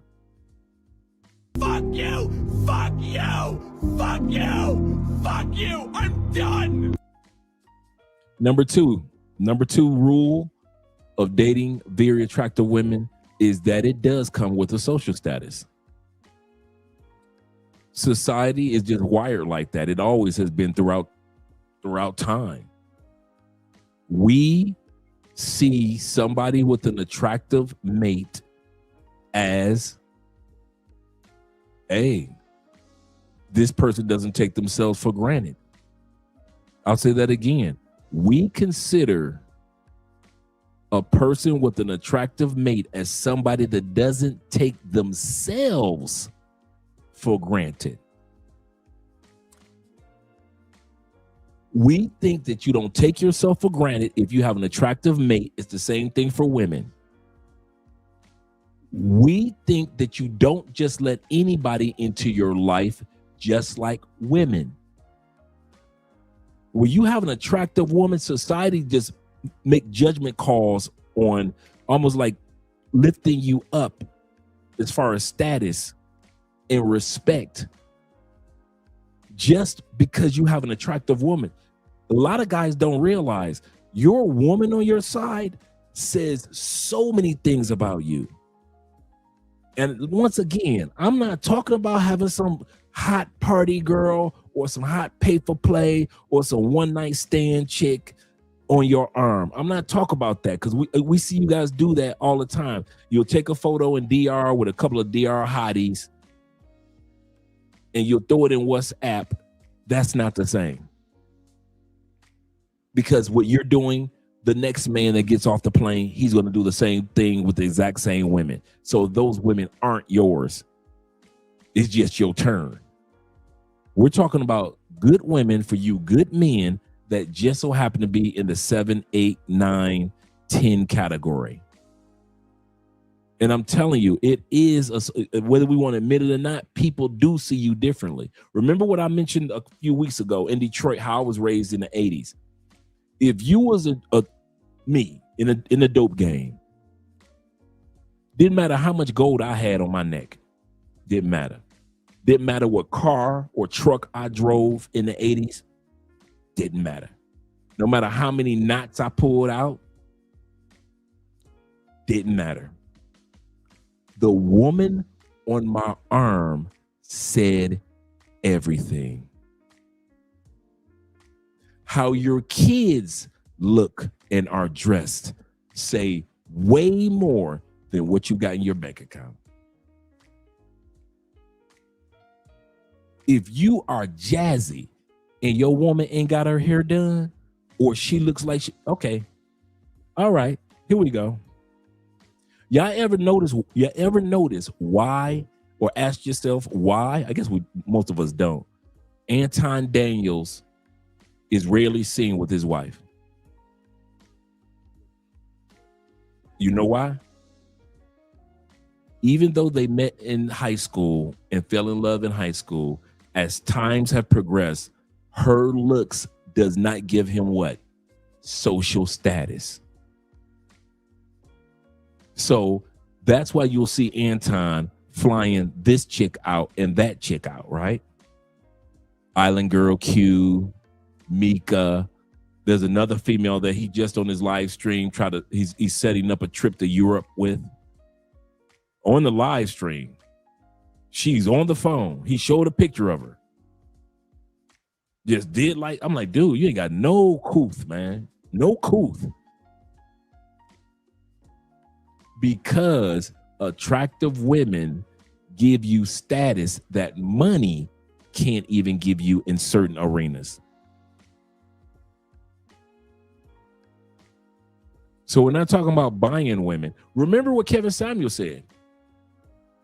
He said, I went and I paid like $2,000-$3,000 and I paid for a lady of the night. He said, I was going to this company function, company event. He said, I was trying to work my way up to get this particular position and get these particular contracts. He said, and I brought this gorgeous sister on my arm, very educated, she was a lady of the night, but she was more like the call girl, less than a prostitute. He said, I wanted somebody on my arm he said, I had to come out that money. He said, but I needed somebody on my arm that was going to represent. He said, I went to the bathroom. I'll never forget this story. Kevin Samuel said, I went to the bathroom And as I'm using the bathroom, he said one of the bosses that were over the department that I was trying to get some contracts with, he came in. He said, so I finished using the bathroom. I'm washing my hands. He finished. He's washing his hands. He said, and the boss turned to me and said, I forgot what her name is, but I'm going to make up a name. He said, yeah, that Daniela is a good girl. She's a real good girl. He said, and that boss just didn't say anything else to me, just walked out.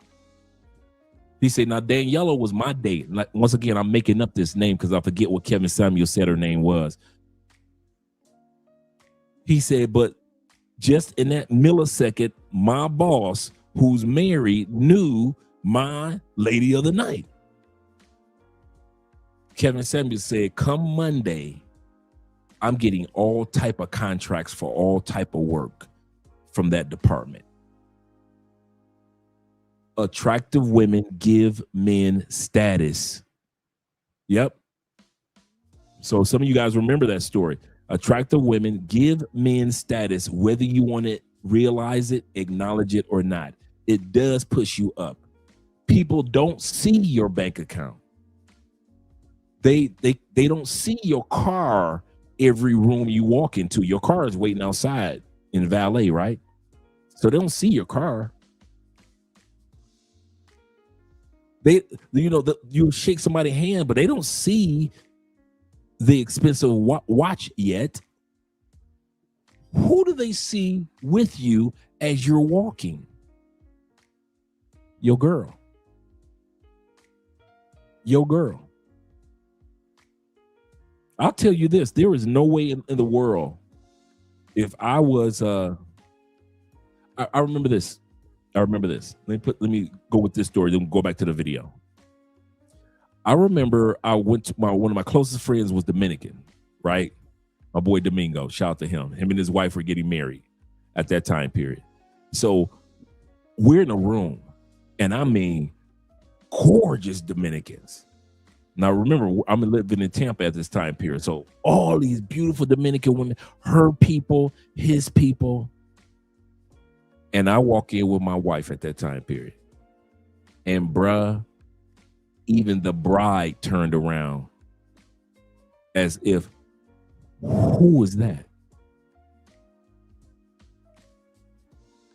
You could see the women just turn and they looking like, you know how women do, they do the up and down, like, and we went and sat down and we had a good time. But in that moment, the room froze. It does give you status to have an attractive woman on your arm. People make assumptions about you. We're going to get to one of the 7 things is assumption. So we're going to talk about that. But right now we're talking about the social status that comes along with being with certain women. Shout out to Prime in the building. Salute to you as well, brethren, for 3 months membership. He say he's right, in that Morgan Freeman voice. Yes, sir. He said ex-girlfriend, she's a female version of me, Drake. Yeah, that's a good point. Good quote. Good quote.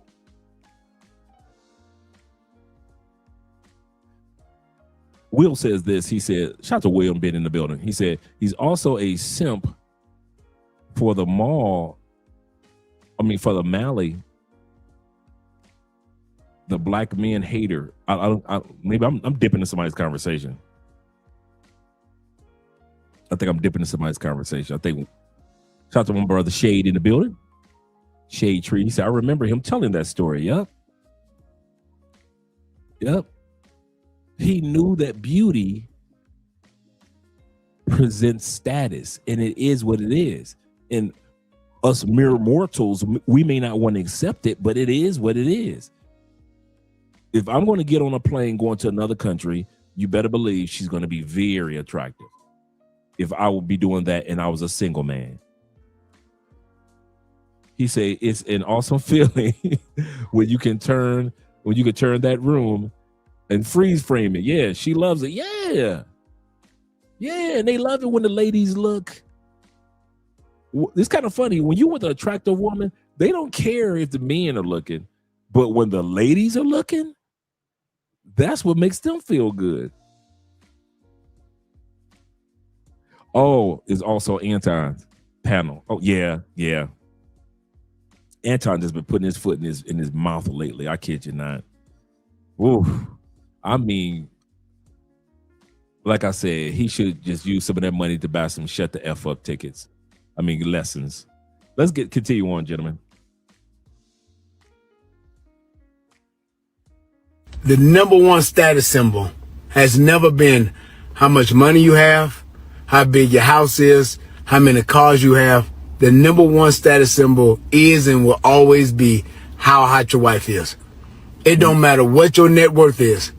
When you walk in a room and you have a hot wife, you get instant respect from everybody in that room.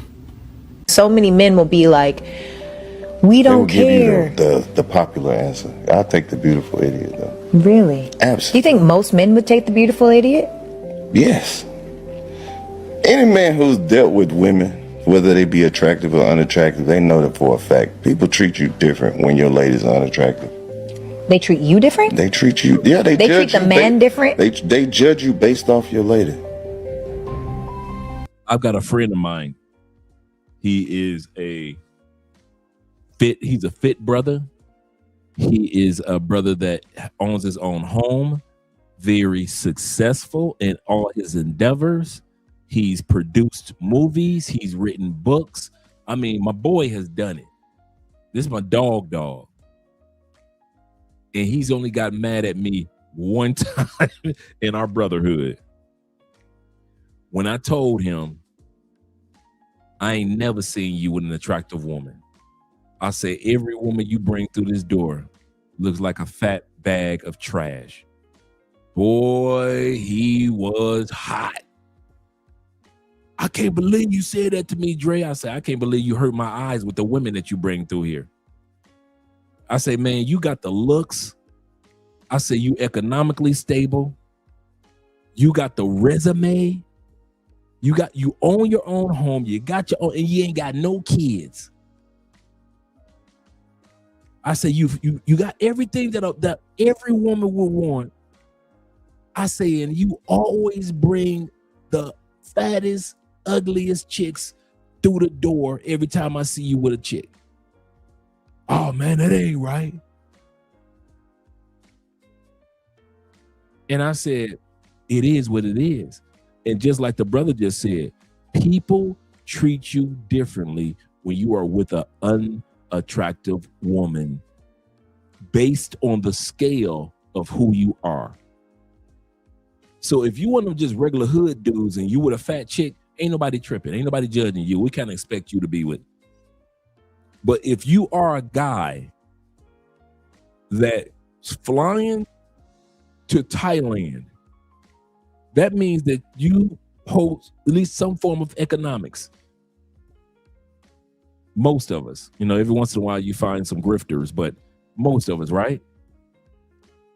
And you go to Thailand and you find the most ugliest Thai chick there is, I'm telling you, your status goes down no matter how much money you actually have in your bank account. People judge you first by what they see.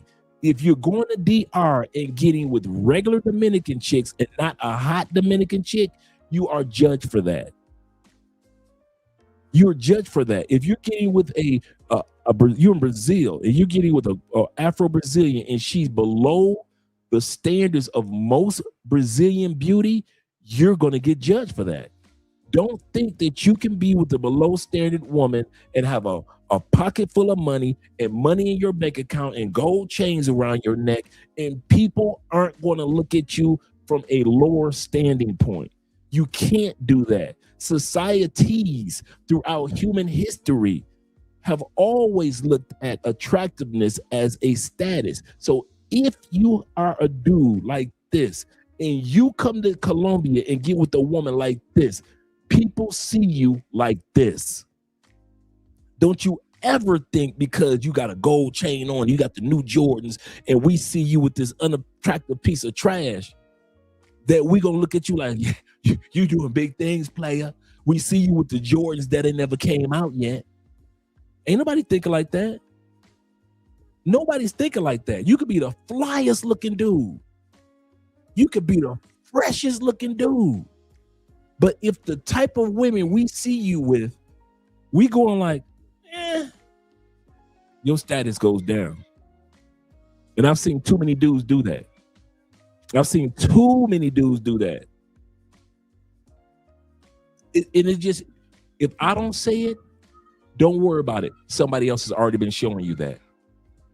I'll say this again. If I didn't say this tonight and I didn't hit this topic because I see too many of you good men with unattractive women in these other countries, and I know it's because of confidence. It's not because you don't know the language. It's because of lack of true confidence in yourself. You've got the money in your pocket, so it's not the money. It's the confidence. You don't have the confidence, and that's why we're talking about tonight. Let's get this out of the way. Many of you dudes are really good men, and you deserve to be with attractive women that are beautiful on the outside and the inside. See how I did that? And the inside. But because you don't have the confidence just to walk up to her and say hello, guess what? Ronan does. T-Mac does. J. Clyde does. My man, Mr. Pro for You in Dominican Republic, him and his wife, he did. Love, Purpose, and Passports. If you won't walk up to him, don't worry. Somebody else will walk up to him. Don't you, you ain't got to worry about it. Somebody else will walk up to him. And that's how it is. If you don't have the confidence to approach attractive women, another man will. And a lot of times he doesn't have as much money as you got.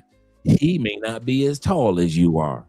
He may not even be as handsome or fit as you are.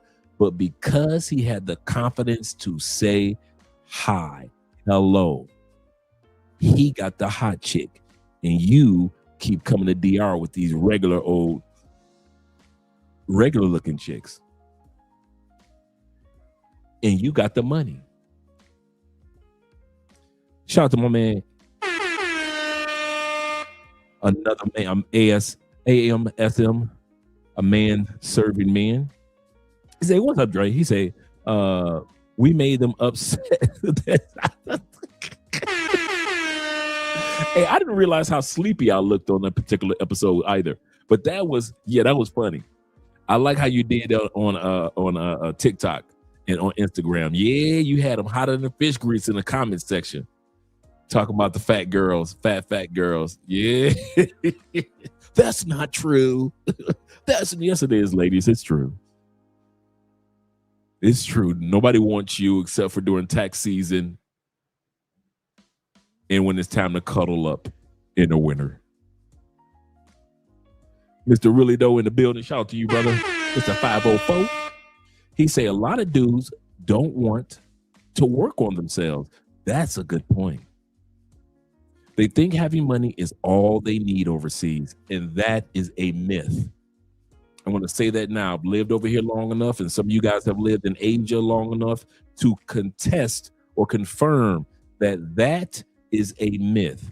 To think you only need money. Now, you need money no matter where you live, but to think that you can pull whoever you... If that was true, how come most of the time when I see a dude with pay for play, she's not an 8, 9, or a 10?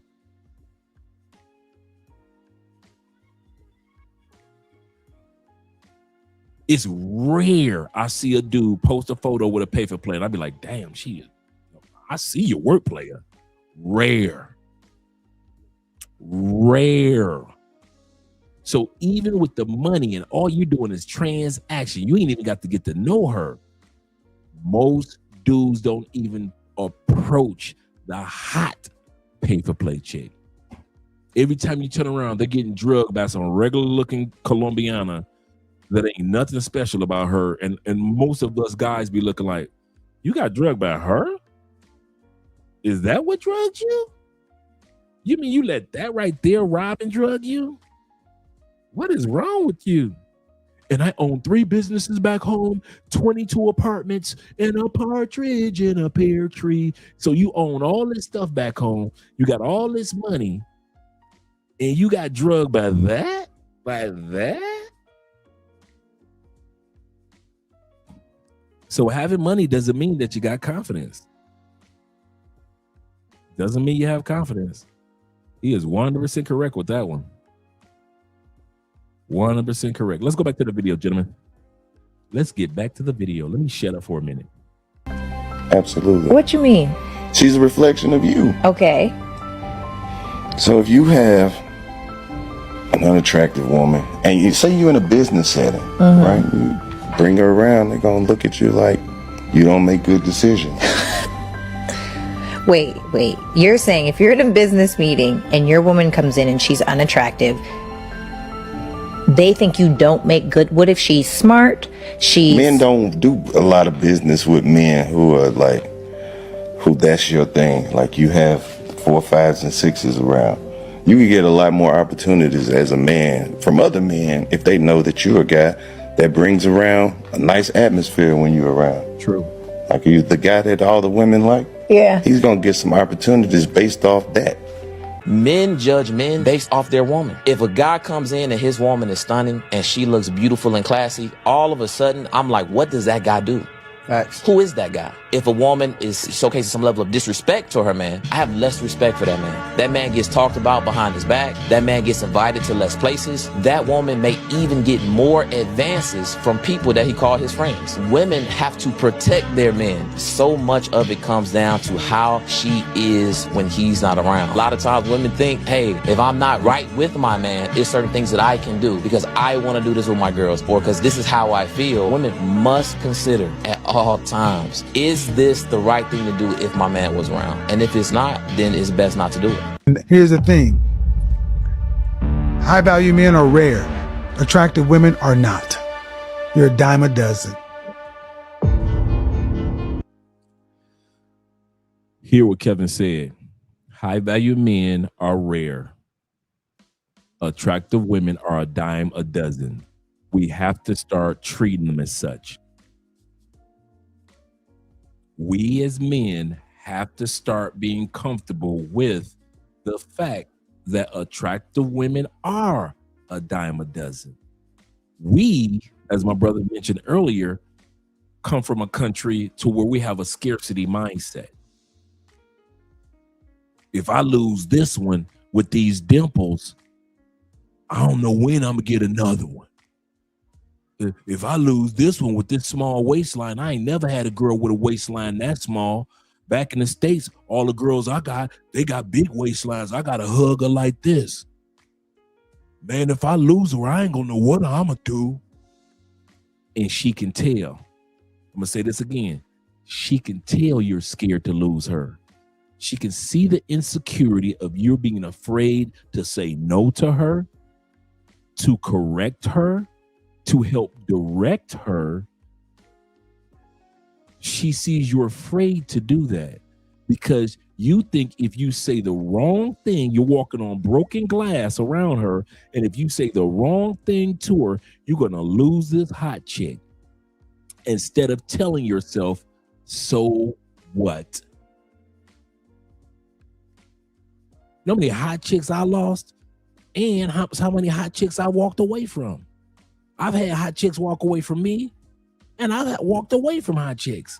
Plenty of them. You cannot treat hot chicks like they are so rare and they're on this pedestal and they're sculpted by God. Stop it, bruh. I'm gonna tell y'all something about hot chicks too. Y'all ready? And I think that some of you dudes can attest to this. You see hot chicks when they out and about and they looking good in their dresses, their jeans, their skirts, their blouses, their heels, their boots, makeup done to the nth degree. They fine, ain't they? I mean, they curly hair look good, the wavy hair look good, the straight hair look, all of it looks good, doesn't it? When you see her out in the, ooh, she fine. I'm gonna give y'all a secret about hot chicks. And some of you guys, put a 1 in the comment section if you can attest to what I'm about to say about hot chicks. I'm about to tell you dudes who don't mess with hot chicks on a regular basis. I'm gonna tell you about hot chicks. You know the hot chick's favorite thing to do when she get home? Take all them clothes off and put on some sweatpants, some shorts, some pajamas.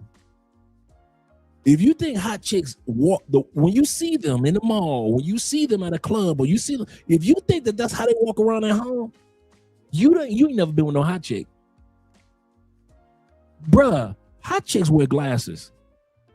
You don't see, you saw her, she wore her contacts that day. Hot chicks be blind as we are. The next thing about hot chicks always got something going on in their body. I'm dealing with an ulcer right here. Well, you know, I got a cyst in my uterus. I got to get a surgery for that. You know, I got this going on. Hot chicks always got something going on with their body. Whether they hot, but they got big feet, or she hot and she been battling dandruff for the last 3 months. Hot chicks always got something. Dude, all y'all little myths about hot chicks, man, when you get with beautiful women, they come in, look, they will walk into their own home looking sexy as can be coming from work. They cannot wait to jump in the shower, put some sweatpants on, grab a book, watch some Netflix, watch telenovela while they are making something to eat. Bruh, that myth of y'all thinking that hot chicks like to look like hot chicks 24 hours a day, they don't. They will take that hair, put in a goddamn bun, that bun be sit to the side sometime. All you dudes that think that hot chicks always, come on now. Hot chicks snore. You be like, how in the heck is she this fine snoring? All you dudes that have never been with a hot woman, I'm talking about hot. Them dimples don't look as dimply when she at the house. I'm telling you, when she out with you and she got the shea butter, her face is shining, the makeup looking all good. Y'all looking at her in the grocery store like, oh my God, she's so, bruh, when she get home from that grocery store, them jeans and them heels and them boots and them sneakers are coming off. She putting on some sandals, some flip-flops, in other words, in Colombia, chungalas, and she getting comfortable. I saw this yesterday. I usually see it all the time, but I guess because we were doing this topic, I really noticed it yesterday with Andrea. I mean, Andrea was looking gorgeous yesterday, right? She had her French classes that she was going to, so she was going to class, and she was taking care of business and hanging out with her mom. Bruh, Andrea wasn't in the house 30 seconds. Everything had to come off so she could put on her favorite pajamas. Then she's ready, pull her hair up in the bun. Now she's ready to go cook her man a meal. Now she's ready to have a conversation. Andrea did not sit up there in heels in the kitchen cooking me a meal. Hell no. Andrea walked right past me, not even a kiss, just walked right past me looking jazzy. And dude, it wasn't 3 minutes. She came right back. She said, I'm gonna take a shower in a second. Came right back out, went straight to the kitchen and made your boy. Then she gave me a kiss and gave your boy something to eat. That's hot chicks. All you dudes that want to come down to the Colombian and be like, oh, the Colombian women, the Brazilian women, the African women, them chicks like to get comfortable, bruh. I don't know why y'all think that hot chicks do not like to be comfortable. Do not believe the lie. do not believe that lie, bro. Facts. You be like, what is that smell, girl? That you? That ain't me. That's you. What did you eat? Yeah, seriously. Yep.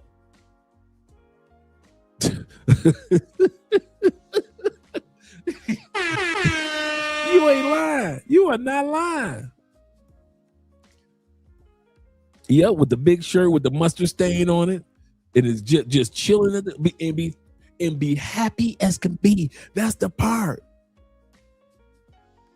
They will be happy as can be.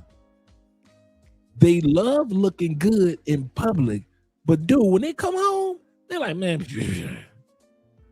I'm about to take all this makeup off, this foundation and all this stuff. Like Andrea, like I always say, Andrea, you know, Colombian women don't wear too much makeup anyway, but she'll have her makeup on, and most guys don't know Andrea has freckles, like Annie, you know, like a baby doll. She's got freckles, right? So like a redhead. So Andrea's face is full of freckles, and when I see the freckles, I know she's comfortable. She about to sit in there. What she's doing right now? She's either studying. I could tell you. Right now, Andrea's either doing Bible study in the other room, prayer, studying her French lessons, or she's watching telenovelas. That's exactly what she's doing right now. So that myth of when y'all see hot chicks, say something to them, bruh. Say, what's the most she could say? No, I got a man. And that's it. That's it, man. That's it. I'm trying to tell y'all on that one. That one that I just gave y'all. If y'all start realizing, like Kevin Samuel said, that hot chicks are not scarce. They're not rare. He said, I had one in high school. She would eat tamales and pass gas like a drunken sailor. You'd be like, girl, what is wrong with you? Nothing. You don't need any more tamales. Can I ask you a question? Do we accept that though? Yes. And a man has to make himself high value. A woman just has to retain her value. Just not mess it up. Don't get fat. Don't run up your body count. Don't do something drastic to your looks. Just retain value. So go ahead. You know, when a man has a beautiful woman, he will notice that a lot of women will be drawn to him even more. And let me tell you why. Some of us get caught up because we believe that they want us, that we are the one that they want. No, they don't want you. They're looking at your woman and they want to challenge her. They want to see where they stand when it comes to your woman. A lot of women challenge themselves based on the woman that you're with. Seriously. And so oftentimes when a woman approaches us because we have a beautiful woman, we think it's about us. We think that we're the shit. We're not the shit. It's the woman that they want. It's the woman that they try to compete with. They want to see if they can get what your woman can have to make sure that your woman ain't shit. Just to verify or to validate that your woman ain't all that. So, brothers, don't keep trying to find better. Because oftentimes, you don't find better. I'm just saying, these women who are approaching you when you have a beautiful woman, they don't really want you. They're just challenging your wife or your lady just to see where they stand. That's it. Y'all, chill out. Humble yourself. Y'all have got to stop dating beautiful women and expecting them to dim their light once you guys are together. You knew she was beautiful and got a lot of attention when you met her. You knew what you were signing up for. So if you cannot support, encourage, and praise the beautiful woman that you are dating, leave her alone. Yo, what's going on with all these guys writing to you in your DM?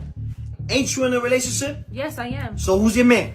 You are. So how about you tell these guys that you have a man? I did. They said fuck you. Perfect. All right, before we go to number 3, I made a mistake and put an I in there. I didn't realize that. That's supposed to be an M. I put an I. My bad. I meant to say assumptions by society. Number 3 lesson that you're going to learn is that there are assumptions. Once again, I made a mistake and put an I instead of an M. By society, when you are with an attractive woman, a lot of dudes going to assume you must have bought her. How much money? You know, every time me and Andrea post a photo on Facebook, there's always a bunch of dudes. How much? Where'd you get her from, dog? Where's she from, dog? Like, dude, Just because you got to move like that, that doesn't mean every man has to move like that. Shout out to my brother in the building, David Dice, once again. He said, when they say, I got a man, use that positive K. I got a man. What's that got to do with me? I'm not trying to hear that, see? He say song to get through that, fellas. Yes, sir. Yes, sir. Shout out to you, brother. Thank you for the support. And Saturday Night Walkers here. Shout out to you being in the building. Yes, sir. Jermon. Yes, sir. Let's go on to number 3.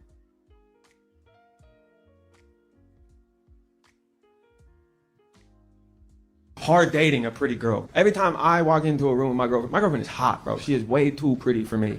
And I get the looks that people give me. Like, they look at me and I see what they're thinking. Everyone always thinks it's either one of two things. Either A, I got a big dick. Or B, I got a lot of money.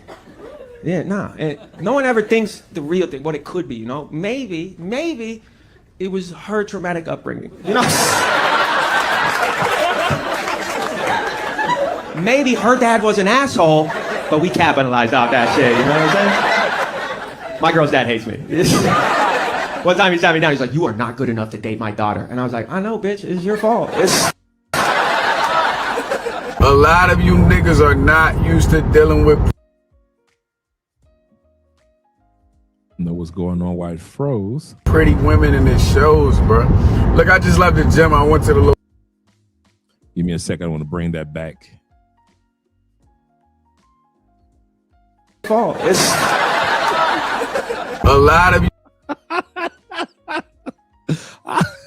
Shout out to Mr. Pro for you in the building. I must have talked this man up. We were just talking. I don't know if you were here earlier, but we were just talking. I just brought you up in regards to guys go to DR and they'll see a woman like your woman and don't say anything. And then you and I get off on the next plane and we say hello to our woman. Guys think that it's like we had this magic formula. We were just one of the few guys to actually have the audacity or the confidence to say hello. Shout out to you, man. I hope everything is going great with you and the missus. Appreciate the $10 love. He say, we could call you Dropping Gems Dre. He say, appreciate you, brother. Keep dropping them for us. Yes, sir. Yes, sir. Make sure you guys subscribe to their YouTube channel. If you don't mind, Mr. Pro for you, drop the link to your channel. We got 97 in the building. Make sure you subscribe to he and his wife's channel. They are a wonderful, wonderful couple, man. I kid you not. I kid you not. And they always call us on New Year's every year as well. They call all the people that they're close to on their channels and that they just have become friends with over the years. Just a great couple, man. So do us a favor. Make sure you drop the link to your channel so we can subscribe to your channel. Let's continue on, gentlemen. You niggas are not used to dealing with pretty women in this.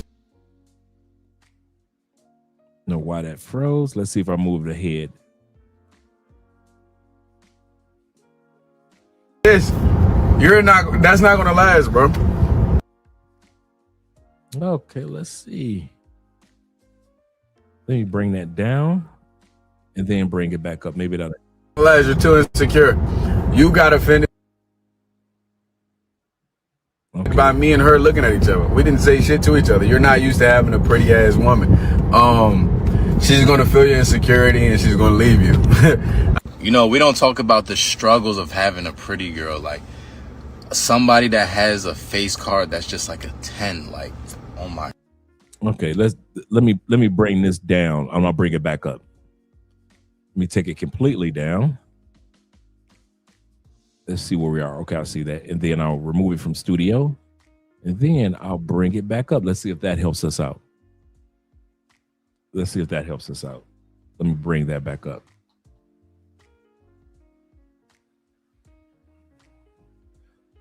All right.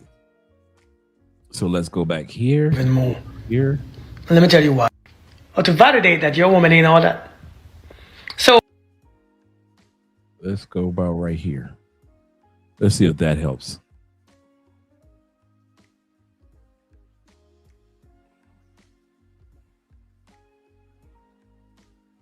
Let me encourage and praise the beautiful woman that you are dating. Leave her alone. Yo, what's going on with all these guys writing to you in your DM? Ain't you in a relationship? Yes, I am. So who's your man? You are. So how about you tell these guys that you have a man? I did. They said fuck you. Perfect. It's perfect. hard dating a pretty girl. Every time I walk into a room with my girlfriend is hot, bro. She is way too pretty for me. And I get the looks that people give me. Like, they look at me and I see what they're thinking.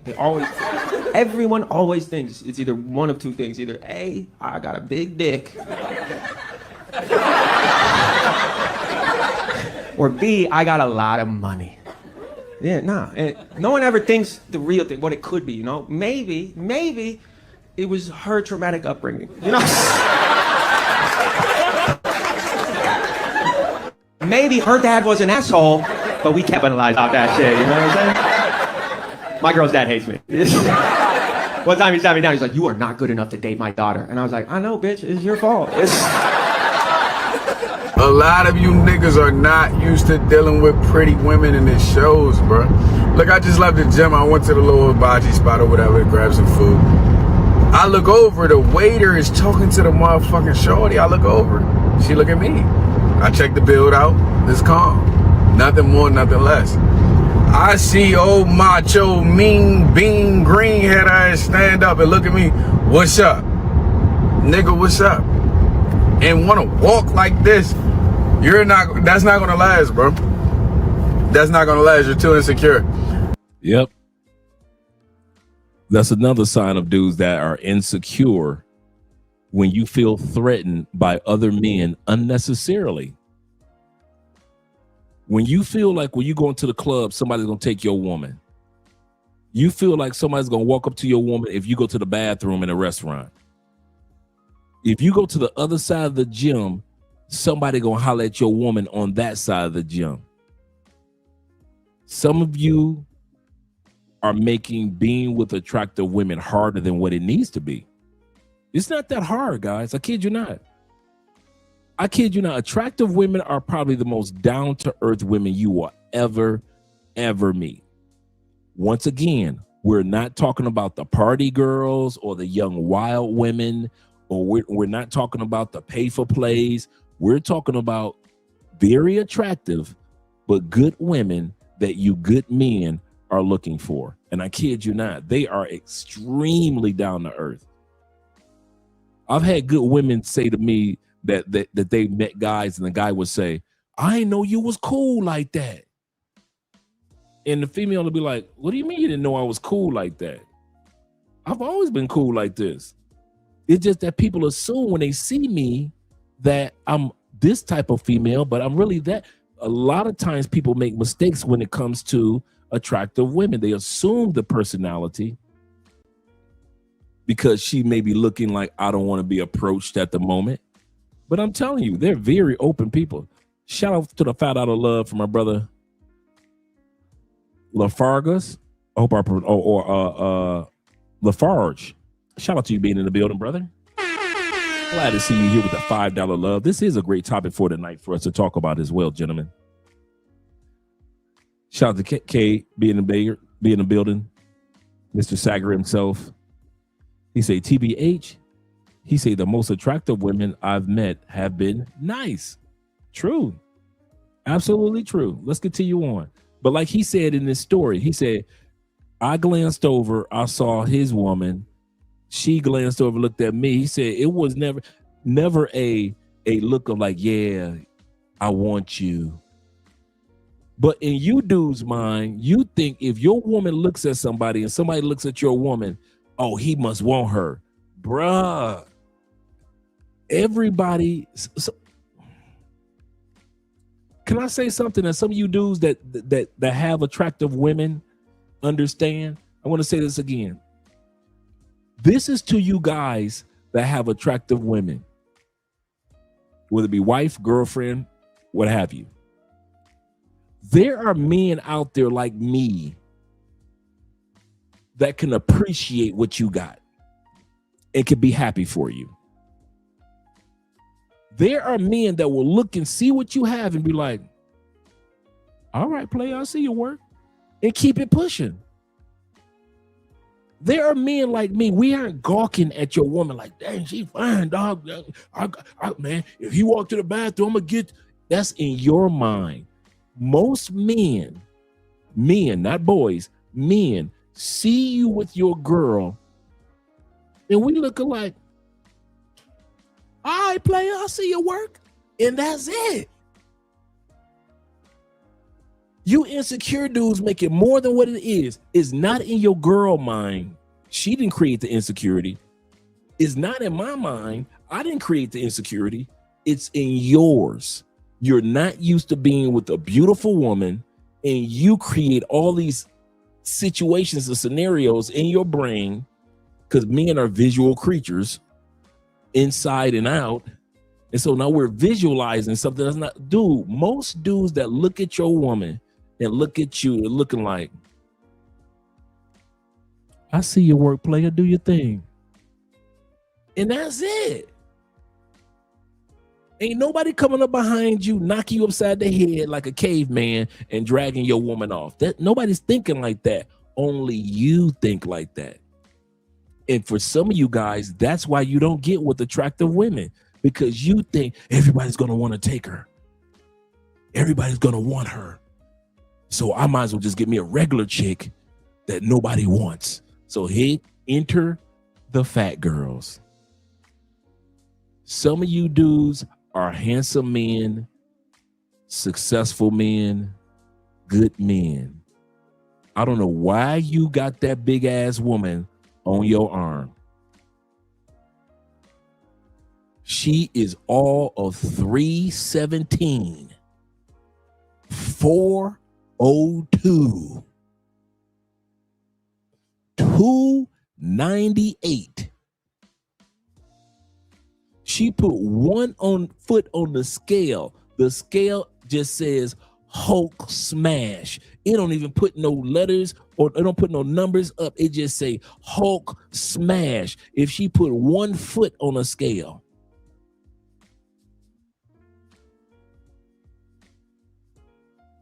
The only t-shirt she wears is a t-shirt that has Captain Crunch on the front of it. And you know why? Because I'm a chubby chaser. No, a lot of you chubby chasers, let's be real, you dudes are insecure. And you really, in your mind, want to be with a nice, good, attractive woman, but you are so afraid that someone's going to come along and take her, even if you've got money,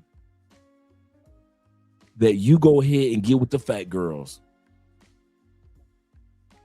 You're not a chubby chaser.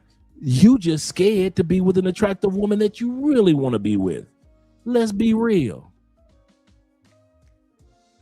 Your big girl see how you look at when you walking through the mall with her and your 2 fat kids, and she see you looking at all them hot chicks. You know why you keep looking at all them hot chicks? Because that's who you really want to be with. But because of your insecurities, you settled for the big girl that you had. Now you got 2 babies, 2 fat ass little kids walking around the mall, eating up everything. Shout out to your fat kids. Looking like little Willy Wonka kids. And your big girl. And you forgot to tell her to shave her mustache before y'all went to the mall. You forgot to tell your big girl to shave her mustache.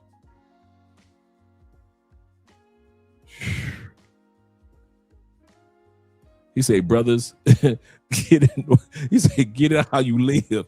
However you live, you are free. Go ahead and get it how you want to. I ain't no hater. I'm just saying, I'm observant. I'm not a hater, but I'm observant.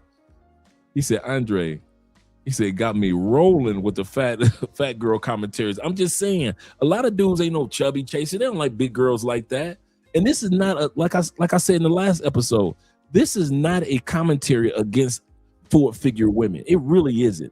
What I'm saying right now really has very little to do with the women compared to what has to do with the confidence of a lot of men. You probably got burned by an attractive woman or hurt or disappointed by an attractive woman once or twice in your life. And then you like, I am not going to be with any more of those 8s, 9s, and 10s. They're heartbreakers. And society sells us on that. And so we swing the pendulum to the extreme, and we try to find the biggest females that we can find. You don't care nothing about no big girls. You don't care nothing about big women. It's just because you're insecure, and that's why a lot of you guys go over to big women. Now, there are some men that are attractive to full-figure women. Shout out to those guys. But I know in the midst of those men are a bunch of insecure dudes that know that even though they've got money, they still don't have confidence. You say linebacker dating just can't do it. He said no such thing as a chubby chaser. Is a coping mechanism. That's exactly what that is. That's exactly what that is. A coping mechanism. Good way of wording it for low self-esteem men.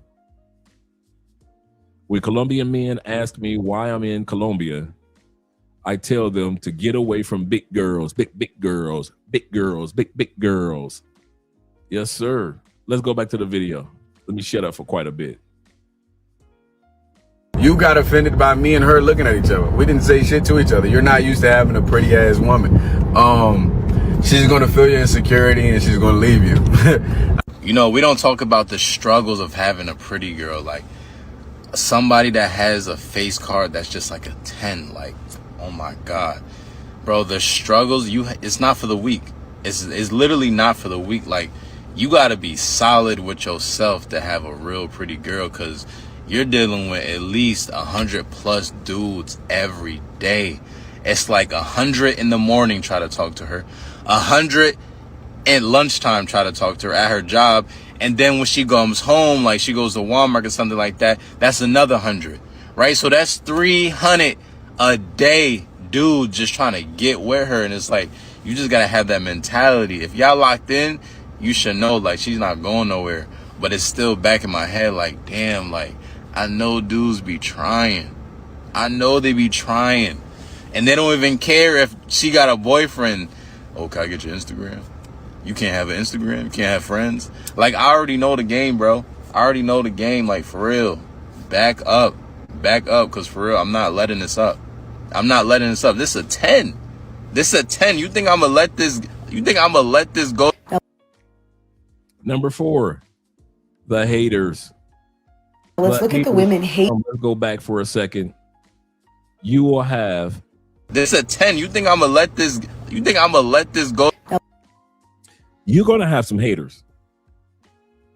If you think that you're going to be a man with an attractive woman or a woman with an attractive man and you're not going to have haters, shh, that's par for the course. That's part of the makeup. That's part of the formula of being with an attractive woman or a woman being with you guys, attractive men. It's going to be some hate. If you think every passport bro, blue book gentleman, passport king, black expat, if you think that everybody is dancing in the streets for your relationship and are happy to see you be with that little fine woman or that tall, sexy woman that you got, these are not happy. Women will hate on women and dudes will hate on you. I'll say this again. Women will hate on women by trying to take you away from her. You think she's trying to get you because you look so good. A lot of times women are trying to take you away from your attractive woman because it's a competition between women. You just stuck in the middle. And if you dumb enough to let them take you away from your attractive woman, guess what happens? They are no longer interested in you. You be like, wait a minute, but I left my woman for you. I left my sexy woman for you. I don't want you. A lot of times it's just women hating on women just to compete. When you become the Lord of the Ring, the precious. When you become the Lord of the Ring, man, women want you. And the more attractive your woman is, the more glances you get from other women. Like, if she's with him, what is it about him? And then dudes, men just don't hide it. Men just don't hide it. What she with him for? I got more money. What she with him for? I got a better car. I look better than him. I'm taller than him. I can fly her to France right now. He can't even fly her across the street he can't fly her to Cartagena from Medellin. What you in? Men hate. I told y'all, every time me and Andrea post a photo in one of the travel groups, the Passport Bros or the Black Expat, bruh, it's gonna be at least 50 compliments, but at least 20 haters. Guarantee every time. It could be, hey, Andrea and Andrea, Merry Christmas and have a Happy New Year. Where'd he buy her? Hey dude, where you buy her from? Where you get her from? You know she gonna leave you. You better not take her to the States. Don't assume that your insecurities about women belong to me. Keep your you believe that you would have to pay for a woman in order for her to be in your life. That's your insecurities. Yours, my friend. Don't try to put them on us because our women love us and they just so happen to be attractive. Seriously. It's the craziest thing. Dudes can't stand. If you want to see some haters, men cannot stand seeing another man happy with an attractive woman. And don't let that woman halfway act like she happy with her man. A sexy woman happy with you and not me? Oh man, let the hating begin. Men can't stand that. Now, once again, not every man, because there's a pool of us. Hey, we happy for you. I love seeing couples. Me and Andre are people watchers by nature. We like to go to the park. We like to walk. We like to go to the beach. And we just like watching people. And one of our favorite groups of people to watch are couples. Maybe because we're a couple, but we like to see other couples happy. Walking, holding hands and conversations, things like that. Just happy couples. So we ain't no haters. But there are some dudes. There are men out there that will hate you far more than any woman ever could. Some of y'all got ex-girlfriends that can't stand you because you in a good relationship. She can't hate you more than some of these dudes in the travel group with you. Your ex cannot hate you worse than some of these dudes in these travel groups. They are professional haters. My brother says this. Shout out to you being in the building, Alchemist. He said, great broadcast, Dre. He says, 2026 and brothers need to really step up now. That is so correct, brother. He said, keep your confidence up, men. We are winning. And we are. That's the part. That's the part. He said, walk like a man, carry yourself with respect. Keep respect. Keep your money and body up, and you get nothing less than a dime. Absolutely correct. Beauty inside as well as beauty on the outside. He also said Valentine's Day coming in, take a trip. Absolutely correct. Let's get back to the video, gentlemen, because we're on number 4 of 7. And number 4 is you gonna have some haters.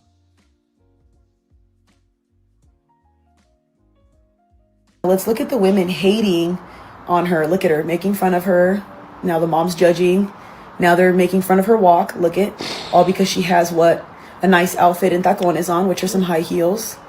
See, she's staring at her down. You know the difference from you and her? She takes an hour to do that to herself to make sure that she's upkept. You sleep in and don't care about your hair, don't care about your weight, and don't care about putting on high heels. Women who are very beautiful and take care of themselves, I've noticed they don't shit on other women. The girl in the video that are judging the pretty ones are not the good looking ones.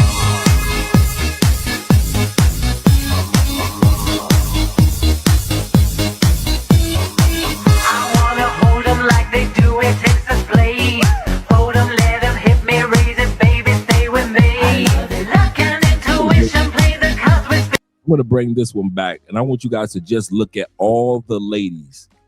That's the Asian girl side-eyed her, the black girl side-eyed her, the white woman just gave her a snarl.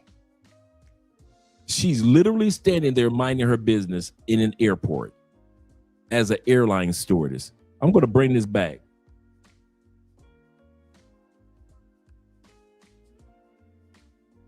Staring at her down. You know the difference from you and her? She takes an hour to do that to herself to make sure that she's upkept. You sleep in and don't care about your hair, don't care about your weight, and don't care about putting on high heels. Women who are very beautiful and take care of themselves, I've noticed they don't shit on other women. The girl in the video that are judging the pretty ones are not the good looking ones. Eyes are so unbelievably beautiful. You're so sweet. I thought you were really pretty. You're very much my type. Okay, cool. So I just had to like jump in here. All right.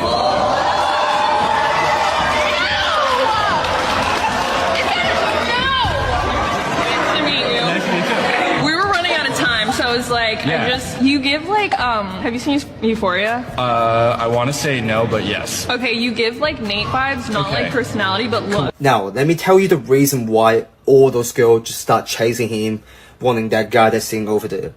Now, it's not like this guy, he's the best looking guy, the most attractive looking guy, or the coolest guy in that group. He just looked like a normal dude. But how is he getting all these women? This is called the power of pre-selection. Now, what is pre-selection?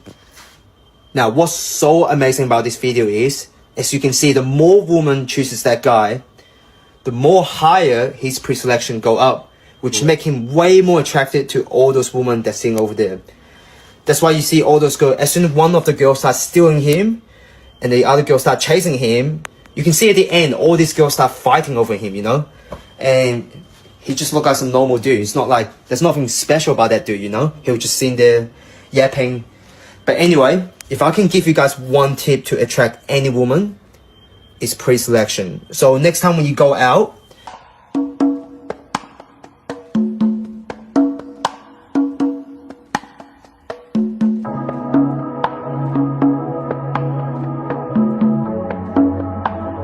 Made in Colombia.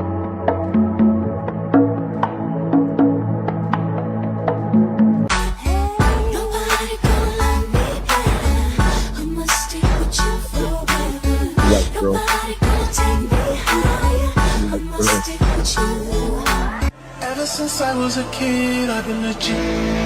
If I was you, I would cut up my wrist. Exotic all over her body. Oh. Number 5 is, put this in your mind. Don't forget it. If you don't take anything from tonight's topic, 5 of 7. I know that vanilla was bananas, right? If you don't take anything from the night, gentlemen, hot women are human too. Attractive women are human too. You'll see them, like I said, you'll see them in public and you'll think that everything is so perfect about her and she has no flaws. And when she get in her car, her glasses are thicker than mine. Your girl, Andrea, she got glasses in there and she got glasses that she keep in the truck. And she looks good in glasses. But you know, attractive women, they don't like to wear their glasses all the time. So you don't see them in their glasses all. I kid you not, dude. Some of those blindest women I know are hot to death. They can't see nothing. They're human. They have flaws like the rest of us. They have dreams and goals and expectations like the rest of us. But a lot of times we put them on these type of mental pedestals, like we saw with that airline stewardess. You see how all the people looked at her like, oh my. You see how all the ladies were like, fuck that, man. Forget her. She ain't all that. All she had to do was stand there. She didn't have to speak to anybody. All she did was stood there in an airport on her phone and look at all the hatred that she got. Hot, attractive women are human too. If you don't take anything else from this list that we're going through, please take this, guys. Stop putting women on pedestals that aren't asking to be put on certain pedestals. Let's continue on with the video. Being pretty does not mean being seen. Sometimes it means being overlooked in an entirely different way. Do you ever just feel like you're not really seen as a person, like beyond your exterior? Like, yeah, some people compliment you, they stare, they even act like you've got it all or you just look put together, but somehow you just still feel invisible? Yeah, me too. And I think it's because people just don't really know you, or they don't care to know you. Like, they like the look of you, but they don't see you as a person. They skip past your feelings, your thoughts, who you are, the depth of you as a person, and you're just a decoration in the background of their life. Like, sometimes I just sit in rooms and I just realize, like, I'm only being looked at. Like, nobody really cares to hear what I have to say. It's just like being a painting in a museum. It's pretty to observe, but nobody asks, like, who made this? What's the story behind this? Nobody really knows or wants to know who I am as a person. I was always just left out. Like, I'm always left out of the group chats. Nobody ever calls me over to cry or be vulnerable or to vent. I'm always just the pretty friend and nothing else. So I say all this to say, pretty girls get ignored too. People will stare, but they will not see who you are as a person. Just because they see your face does not mean that they see you. Okay, so on one of my videos I said something about pretty privilege, so I actually want to give y'all insight on what it's like to so-called live with that, or what it's like to be an attractive person, like the actual reality of it. A lot of people think that, oh, if a female is pretty or if a man is attractive, that things go their way and they always have good interactions and stuff and they have good luck and people show them favoritism, and I'm here to let y'all know it's the complete fucking opposite. It's the complete opposite. Because most females that I come across, they see me as competition, or they're intimidated by me and how I look or my body, especially if they're around their boyfriend or their husband. So I have to, like, overly show that I'm not a fucking threat. Like, if it's a couple that I'm walking past, I do my damnedest to make sure I'm not looking into the guy's eyes. I just look at her. If I'm like out in public and I have like a crop top or something on and it's a woman with her female, like, I'm like subconsciously trying to like cover up my stomach and stuff like that to protect her feelings. I naturally, like, my spine, I found out that my pelvic bone, it actually tilts backwards, so I naturally... Did I not tell y'all beautiful women often have something wrong with their body? They're not perfect people like we try to portray them as. They're just human, just like the rest of us. Have a dip in my back when I stand, when I'm comfortable, to where it looks like I'm poking my butt out. But whenever I'm around certain females or whatever, like, I can feel it. I can feel the insecurities. They don't have to say shit. So, like, I'll just, like, naturally try to, like, tuck my spine in to where my butt isn't sticking out, you know.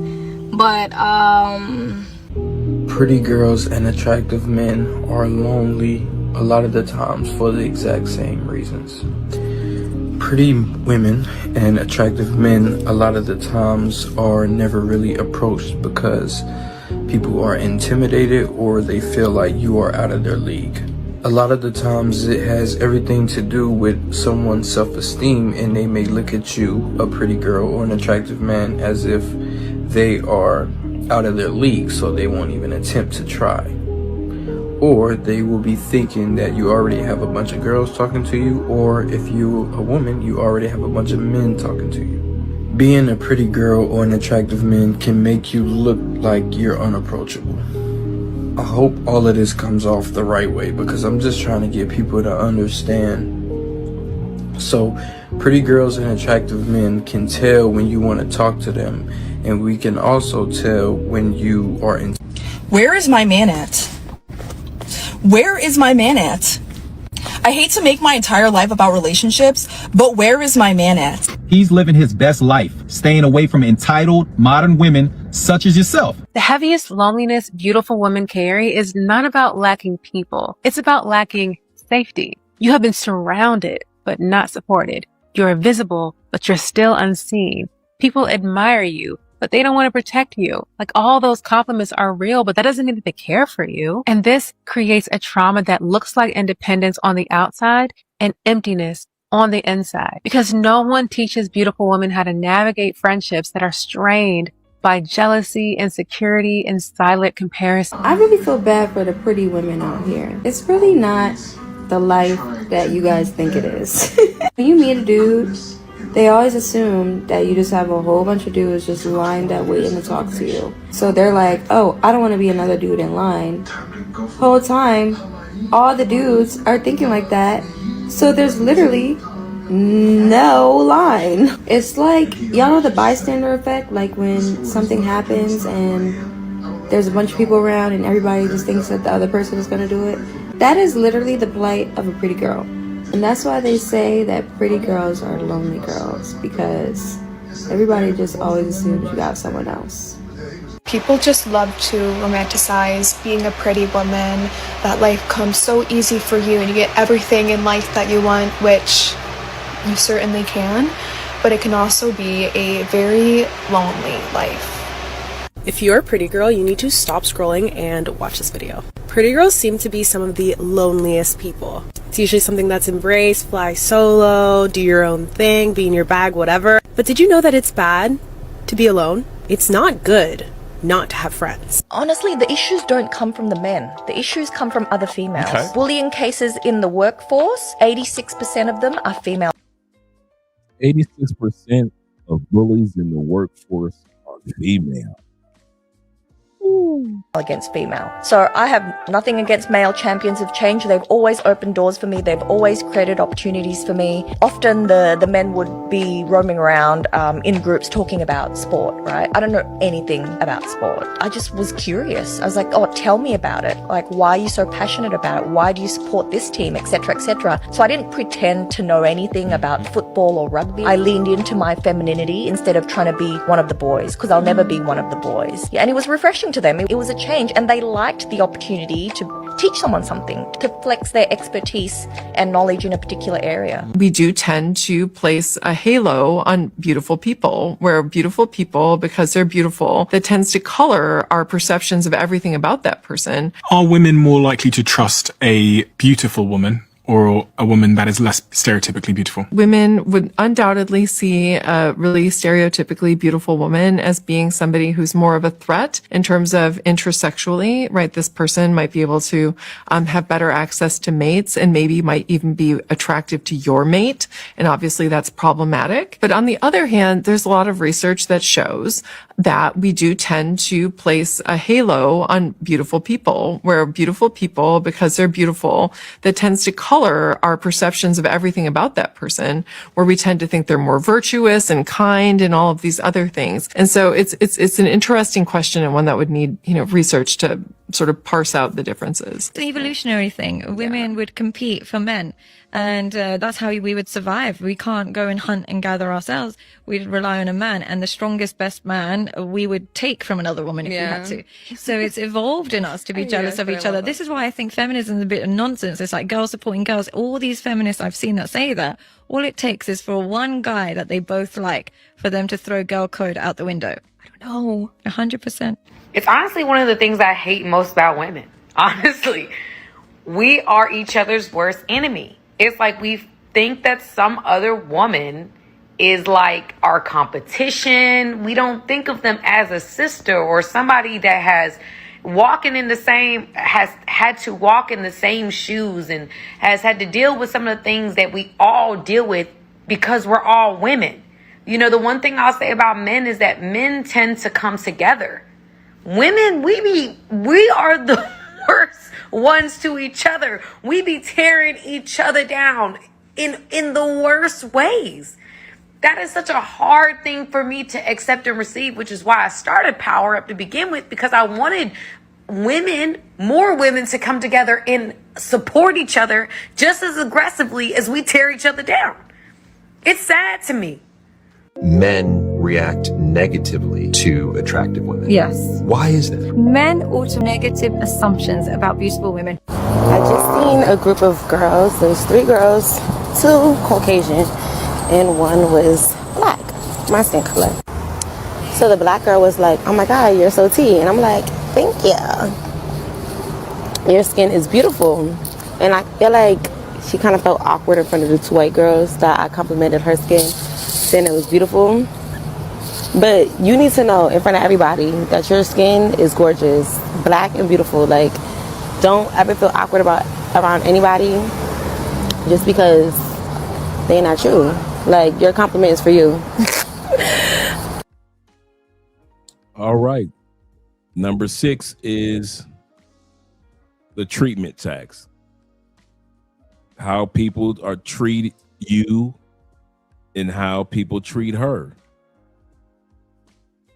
You're going to have to become comfortable with the fact that guys will notice how attractive she is and women will notice how attractive you are.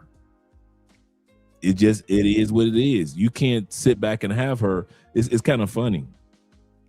We'll sit back and we'll treat our attractive woman like we want her to walk around in a trench coat all year round. You didn't meet her wearing a trench coat, but now you want her to water down because of how you see how others might treat her. Well, they've been treating her like that her whole life. Same thing for you attractive guys. People will look at you you'll get a certain amount of treatment. That's the treatment tax. Doors will open, but with haters, doors will close. It is what it is. So let's look at number 6, the treatment tax. The rule of like men dating pretty women, it takes someone that is so secure and so confident within themselves to date someone like that, because like, brother, your girl is pretty, people are going to look, people are going to try to talk to her, but at the end of the day, if you don't know that she is all for you and like you don't trust her, what is the point? Like, don't date a baddie. Sorry. Don't date a baddie. Facts. You're not built for this, babe. And know your partner too. I mean, every relationship is built off trust, and like also be supportive within that. That was the first rule. The first rule is to other she's still single, and you gotta realize that. Like, in their head, she's single, about to be single, soon to be single. They don't care if she got a boyfriend. You gotta realize that don't care. Like, your girl might care because you got your girl.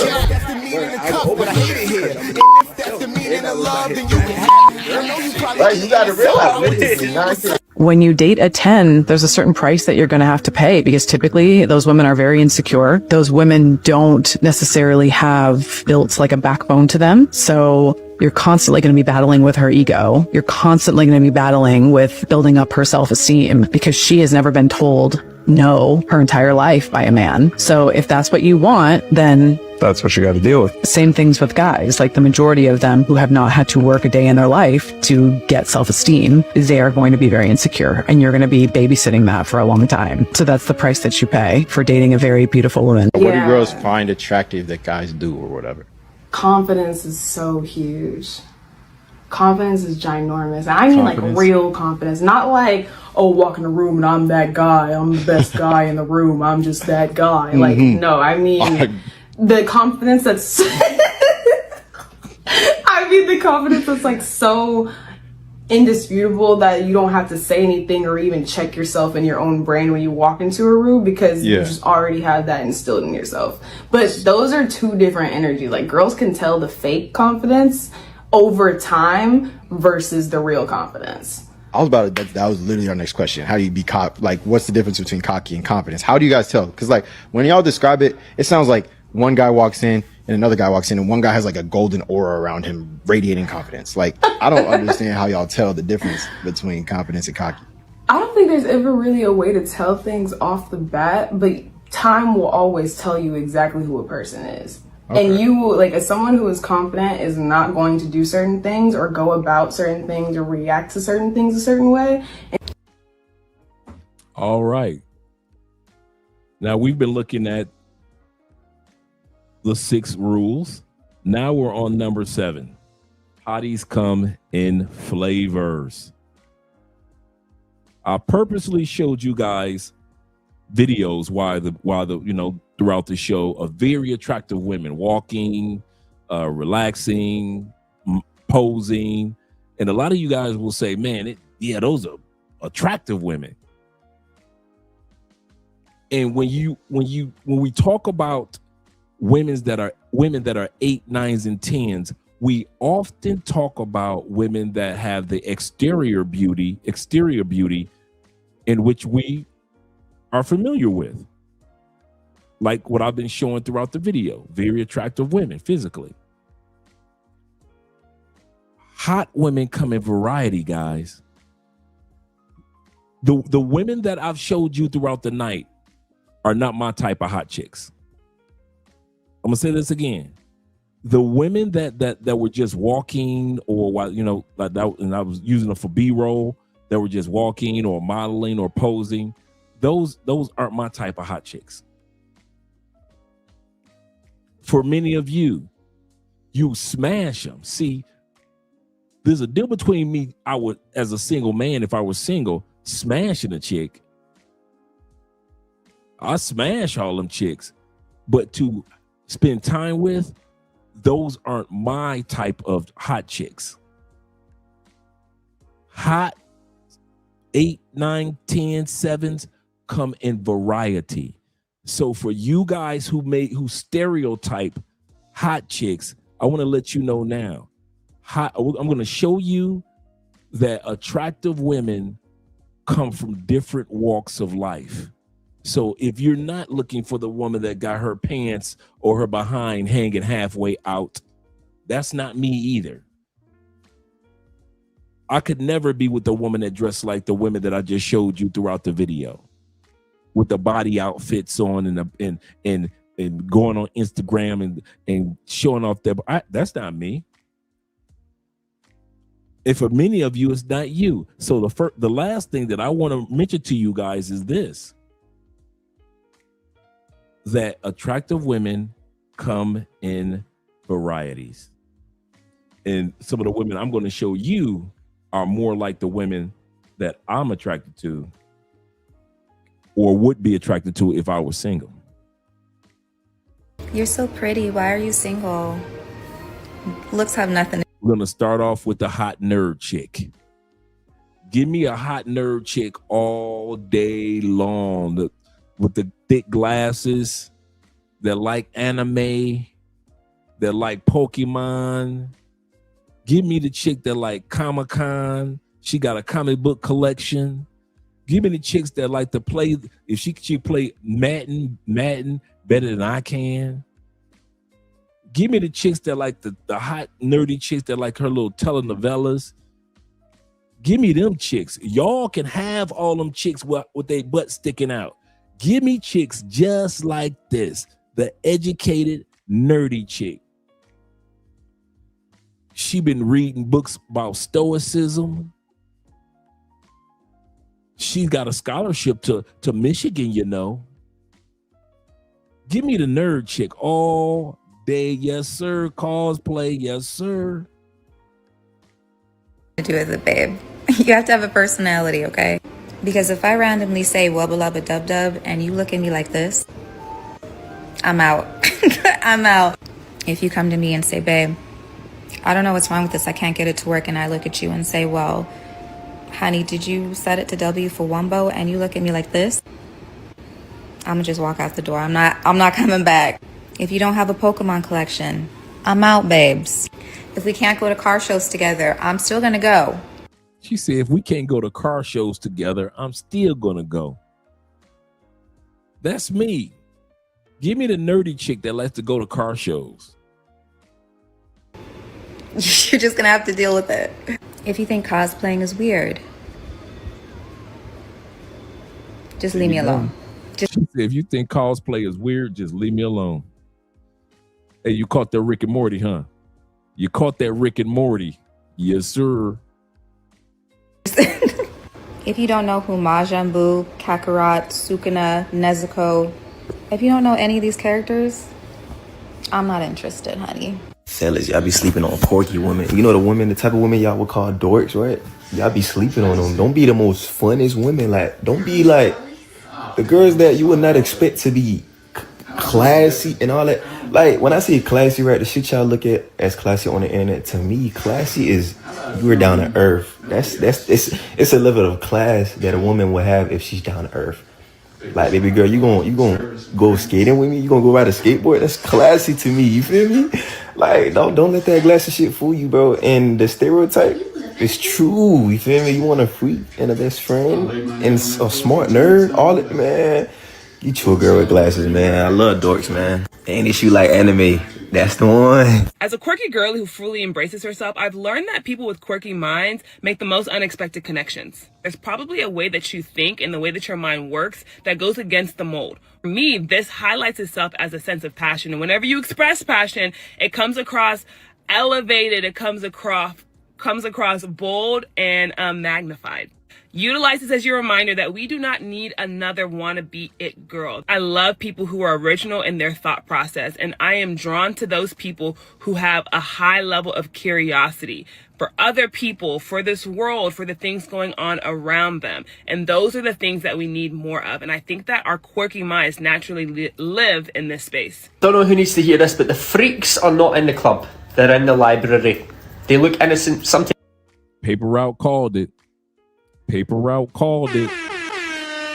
The freak girls are not at the club. They are at the library. He ain't never lied. Never, ever lied. I've met some of the most beautiful women in the library, in the bookstore. Barnes and Nobles, man, please. I used to live in there.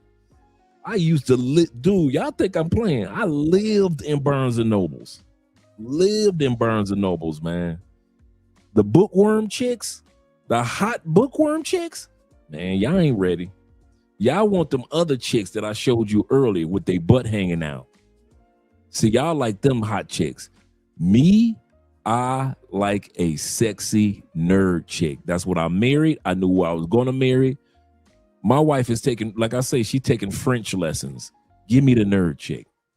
Andrea's book collection is larger than mine. Give me the nerd chick.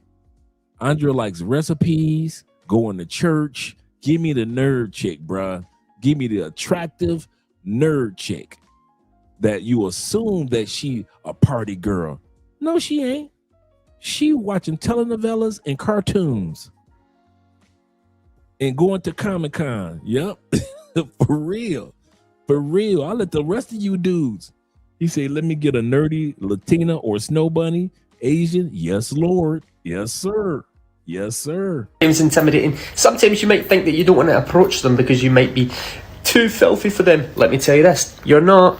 They're way filthier than you. They read things that you just couldn't even imagine yourself. And they're written by women, for women, and it's what women want. So if you want real tips, guys, start reading fairy smut because you might learn a thing or two. Ladies, tell me I'm lying. All these guys are on TikTok saying, well, these dating apps aren't working, so it's time to go to Barnes & Nobles and walk around looking confused. Honestly, you don't even have to look confused. You just go to Barnes & Nobles, find yourself a cute book girl, walk up to us and say, hey, would you like me to buy that book for you and get you a hot cocoa? If you do this, you show us 3 things. 1, you're gonna support our book buying habits. 2, you're gonna feed us and give us yummy things. 3, you're a go-getter. You're actually gonna pursue us with some intention. So when you put all those 3 things together, the next step is to just give you our number. Listen, if my man were to take me to Barnes and Noble or whatever store that has books and stuff, if he grabs me by my, if he comes up behind me and grab me by my neck, whisper in my ear and tell me grab as much books you want because you've been a good girl, tenderism. I swear on everything, I will become tender as fuck if he tell me that. Because I'm telling you, you ain't got to tell me twice a day. I'll grab whatever books you let me grab. Like telling you, fellas, take your lady to the bookstore. Let her get whatever books you want. I'm telling you, that could be the best thing you could do for her. Period. And I'm saying this, that you can do this no matter what country you're in, guys. I'm always dragging Andrea to the bookstore. She loves it. Loves it. I don't know why y'all dudes do not get the nerd chicks, the hot nerd chicks, a chance in another country. There is no country with a monopoly on hot nerd chicks. Okay, how many of y'all ever seen a dude say, I got drugged by a nerd chick in Colombia? Bueller.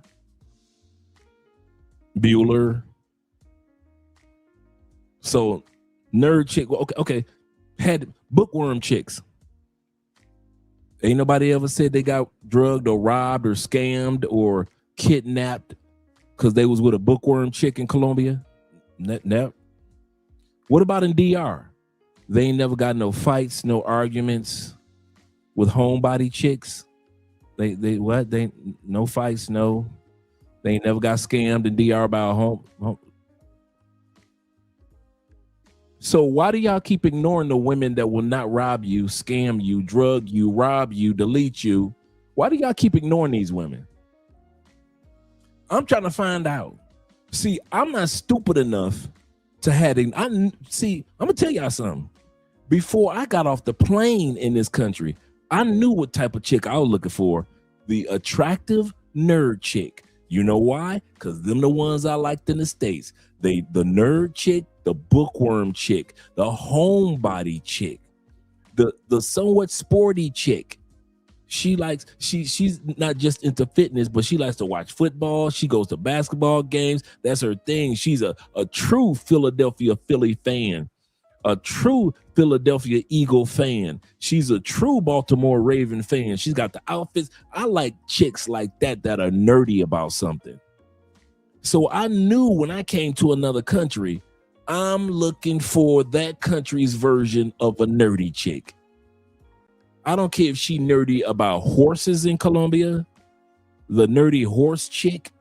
I don't care if she the bookworm chick, the school teacher chick. If y'all ever wonder, one of my reasons why Andre ain't never got robbed, ain't never got drugged in Colombia, because the chicks that I was dealing with were the hot nerd chicks. And if I had gone to the Philippines, guess what I would be dealing with? The hot nerd, the hot homebody chicks, the hot bookworm chicks, the hot telenovela chicks that like to watch their telenovelas. I'm not getting with the hot chick that's like she goes to a corporate job, but then when she comes home, she get comfortable at home. Them the women I be looking for. Y'all making this being with attractive women thing too hard. You're spending too much damn money, bro. I'm gonna tell that to y'all now. These nerd chicks are saying, just take me about. First thing that Jay Class said that his girl ever asked him to get was a sewing machine. First thing Andrea ever asked me to get her was a book on some software. Wasn't a dress, wasn't no take me out to dinner. It was, could you buy me a book on this particular accounting software that just came out in Colombia? I asked Andrea a couple months ago, what do you want to do in 2026 for you? What do you want to do? I'm in class. What do you want to do? She said, I want to take French lessons. Okay, cool. Now she's taking French lessons. She's getting pretty good. She's taking French lessons. Nerd chicks. I don't know why y'all love to avoid the hot, attractive, freaky, funny nerd chicks. I don't know what it is about attractive women that will not harm you or rob you and scam you that y'all don't find attractive.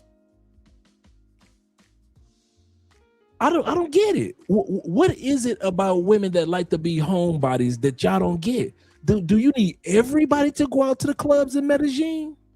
There are some of the most gorgeous women in Medellin, Colombia that you will never see at the club unless it's somebody's birthday. You ain't gonna see her at the club. She gonna be in the mall. Like when I met my wife in the mall. Where'd you meet Andre? In the mall.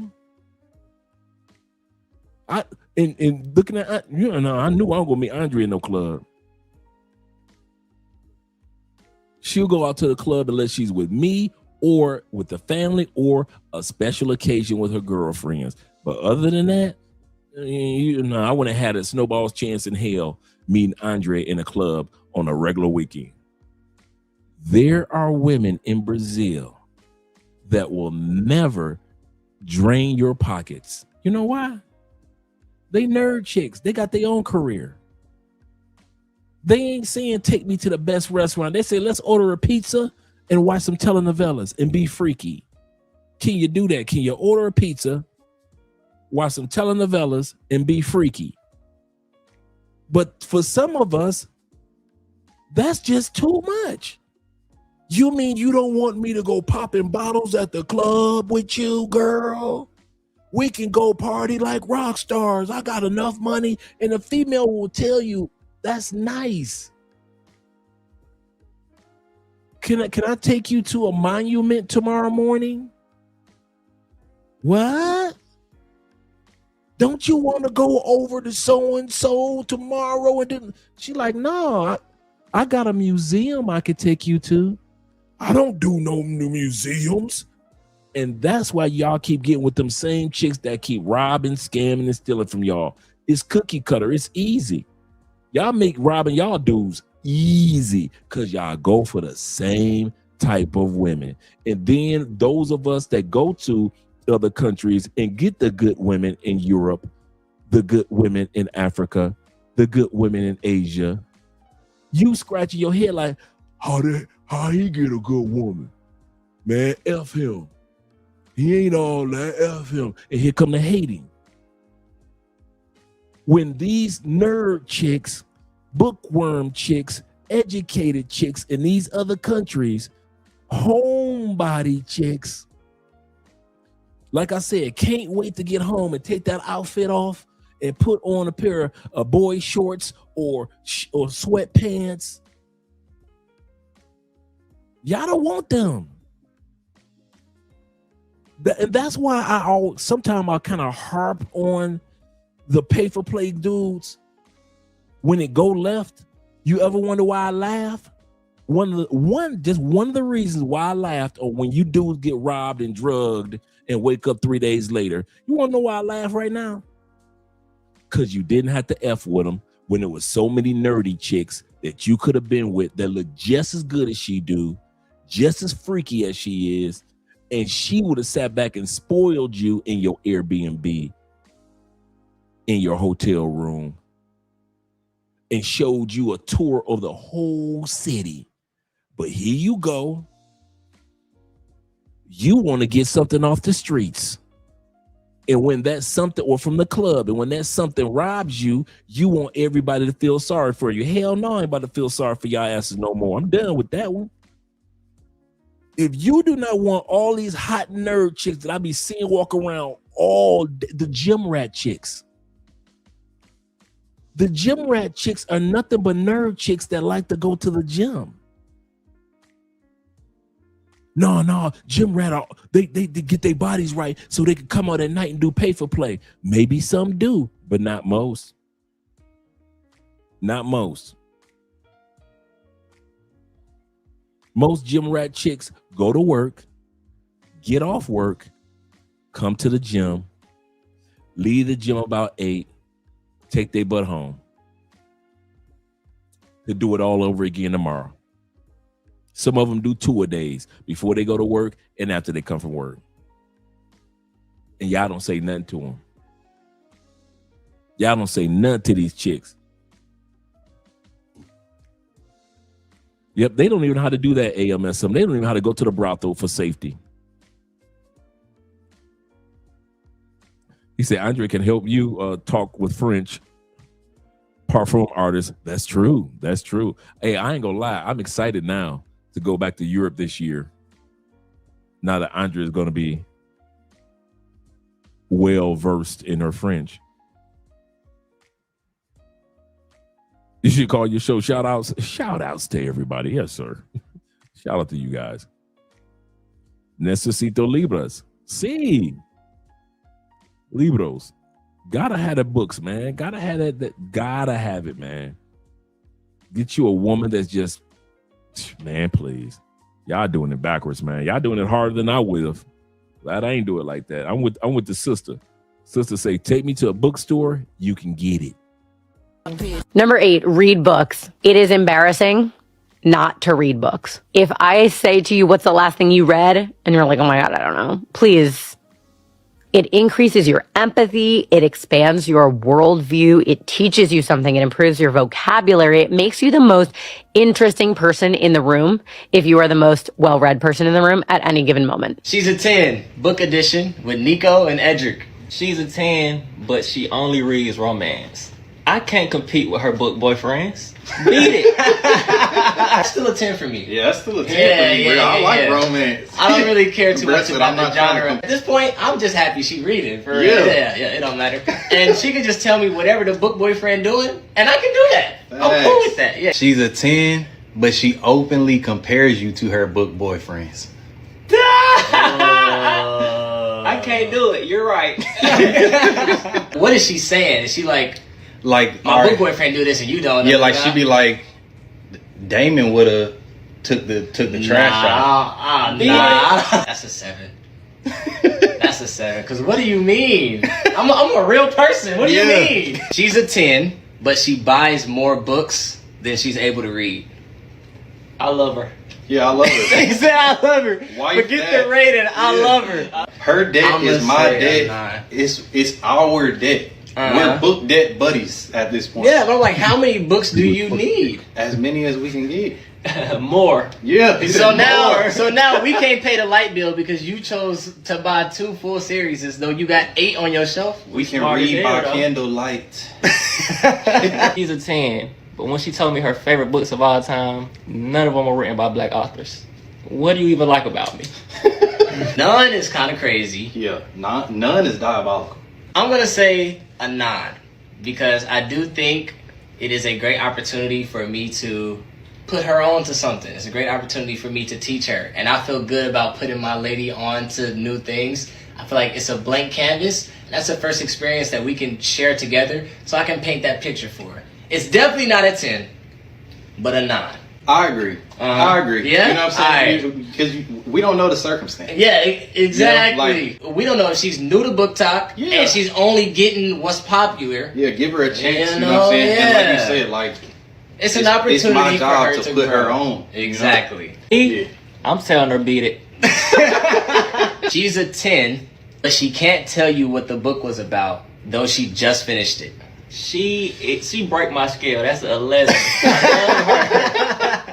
She's just like me. Yeah, thanks. Low key, like that take the pressure off me because now we don't got to discuss it. Just tell me, what was the vibe like? What was the vibe? What was the vibe? How did it make you feel, baby? See, the thing is, I kind of lose the anticipation. I want to know everything about it. What you mean you don't have no spice to give me? You know what I'm saying? Good point. That's still a 10 though, baby.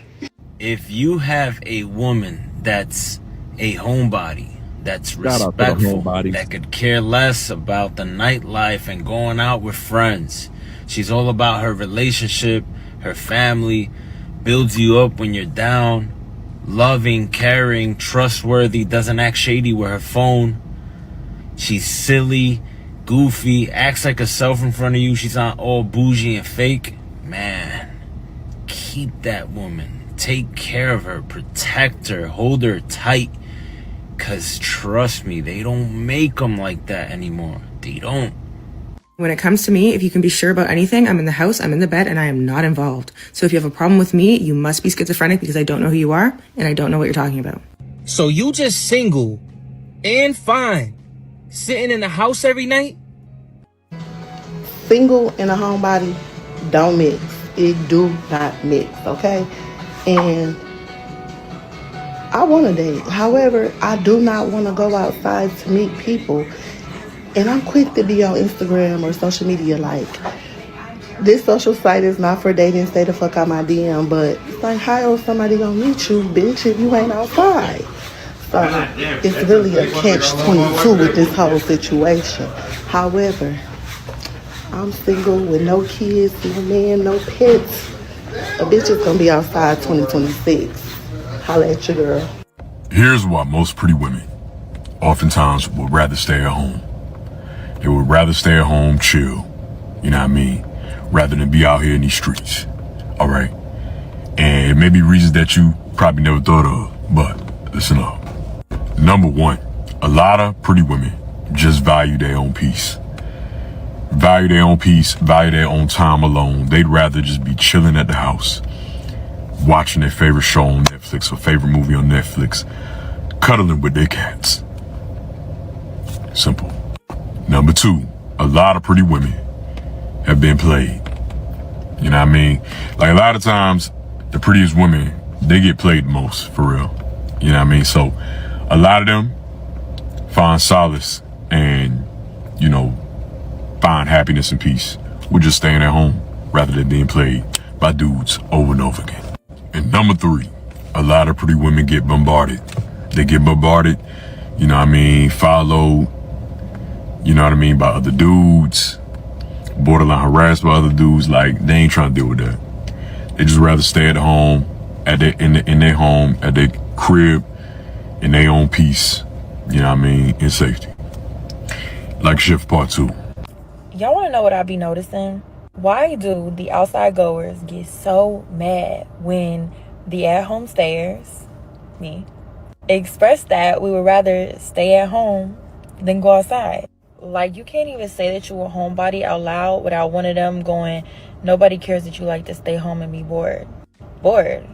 Who said I was bored? Now I'm on y'all ass because we don't say nothing about y'all stories looking the same every weekend with the same people, the same plot, in the same places. And you know what? Y'all be having a ball. The thing about a homebody is, if y'all like it, we love it. We clearly just be sitting there and watching. But as soon as we rep our set and say that we like to stay at the crib, it's a problem. Like, are y'all mad that you don't find solitude in your own being? That you have to literally leave your house and outsource for a good time? I'm not saying there's anything wrong with going outside. It's just not for me. The day will come where y'all realize that home is where the heart is. But until then, have fun outside. Homebodies, back me up on this. So my homeboy told me he met a chick. She said she was a homebody. I said, hey, be careful. He like, why? I said, hey, you can have a whole day planned for a homebody. If you call and say the wrong thing at the wrong tone, she gonna cancel the whole shit for you. You can be like, you hit her up on the day of, be like, yeah, so my day kind of got off to a little rough start or whatever, but I'm probably be running. She be like, don't worry, we ain't gotta go. You be like, girl, I wasn't trying to cancel. She like, no, but if it's okay if you don't want to go though. The best looking girls, the most attractive, the baddies, as some might say, at least in my experience, are the easiest to talk to. The one thing I can say about homebodies, though, homebodies are flaky. Homebodies will flake a date in a second. I kid you not. Going out, that social currency is not their DNA. They can be the finest, bruh. Andrea is so flaky with her friends. I'd be like, you ain't going? Nah. I just feel like staying home. I want to spend time with my husband.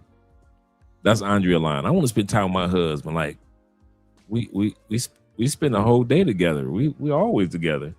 Nah, I feel like it. Yeah, they calling me now. I say, so you ain't gonna answer the call?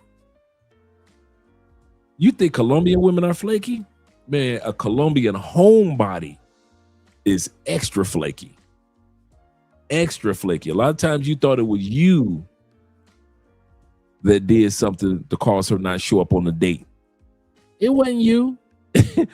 It was because that you was trying to date a Colombian homebody, a Brazilian homebody. Bruh, homebody women are flaky.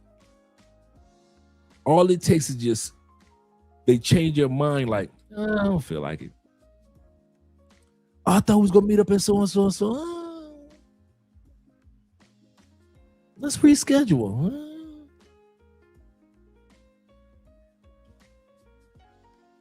Yeah, very flaky, man. I kid you not. And that's around the world. So don't take it personal. They do everybody like that. I'm just saying, they do everybody like they flake on everybody. You see, they don't want to leave their homes. Yup. They are comfortable in their own. And bruh, I swear, bruh, the more I look at Andrea and, you know, I hear about how you guys are in your relationships, and most of the most happiest dudes got homebody girlfriends. I kid you not. I noticed that most of the dudes that I know that are married internationally from the States and are in happy relationships or have a girlfriend, I swear, it's the dude that got a homebody, like Richie Mack with Elle. When they go out, they usually going out together.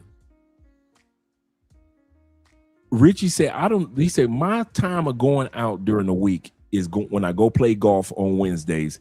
He said, I'm back in the house. Elle is at the house. Homebody.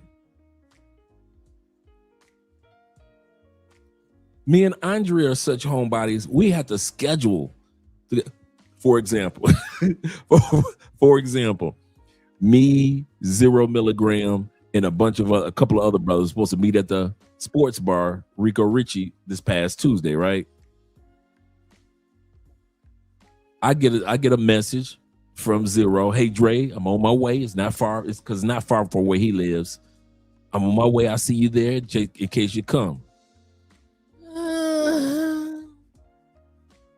I'm really tired, man. I didn't go. Same thing at the Black Manosphere Conclave. Dudes like, hey Dre, we in Houston, baby. We about to go smoke some cigars, drink some scotch, and just talk some junk and just have some fun. International Quiet Storm. Come on, Dre. I'm at the hotel room. I'd rather sit back and talk to Andrea. Maybe eat a pizza or something. The last night of the Black Manosphere Conclave in Houston, I went and hung out with the fellas. I'm a homebody, man. Can I go out clubbing all the time? Yeah. But it's not there's a difference between being a homebody and an old head. Old heads is like, I'm too old to be going back out there, son. I'm just too old. That's an old head. A homebody is just somebody that's like, I ain't feeling it, man. Let me grab a book real quick. I got homework to do. Because when you're a homebody, you feel like you got 10 things you need to do. I got homework to do for Theo's class. Plus, I got to study for my exam. Plus, I got the book that I'm doing the formatting for. Then I got the live. Man, I ain't got no time to be hanging in them streets like that. My going out time is going to the gym or going for a walk. Yeah, they got their tea and their books, and I'll go in the bedroom. Andrea will have books spread all across the bed with her little computer. So she'll be reading a book and listening to got her computer up and listening to and watching her telenovela, and she is happy as can be. And I mean happy. There are women, like the one young lady said, she said, I ain't got no kids. I ain't got no dog. I ain't got no man. He said, that's also our internet personalities. That's because of what we do. This is true too. That's true too. Force us to project extroverts' actions. Absolutely correct. That's a good point, Ronan. Really good point. Let's finish off the last part of the video, gentlemen.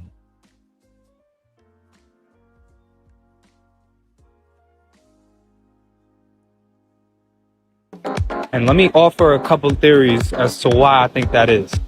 Because everybody treats them as if they're the baddie, the one that's unapproachable, mean-spirited, stuck up or whatever it is. And in reality, that's just mostly not the case. These women are used to being treated with a special privilege that actually kind of makes them uncomfortable. They don't like being treated as if they're superior to other people just because of their appearance.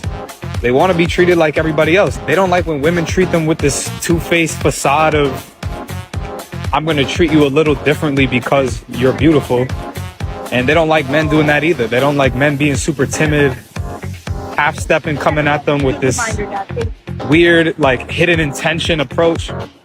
So when somebody approaches them with a very authentic and genuine desire for connection, they embrace it. That all boils down to not treating people on the basis of their appearance. You can meet a lot of pretty girls, but you know, when you meet that one that you like, I'm gonna do the most for this one. What makes a woman flawless? What makes a woman perfect is her heart, bro. It's her characteristics. Beauty and looks fade, but your character is who you really are. That's what lasts. So when I'm telling you, like, you flawless in your character, you flawless in your mindset, you flawless in your ways and how you do things, how you move, how you treat people, your mindset, your drive. When I see a woman like that, why doesn't she deserve the world? Why doesn't she deserve everything from me and the best from me that I can offer as a man?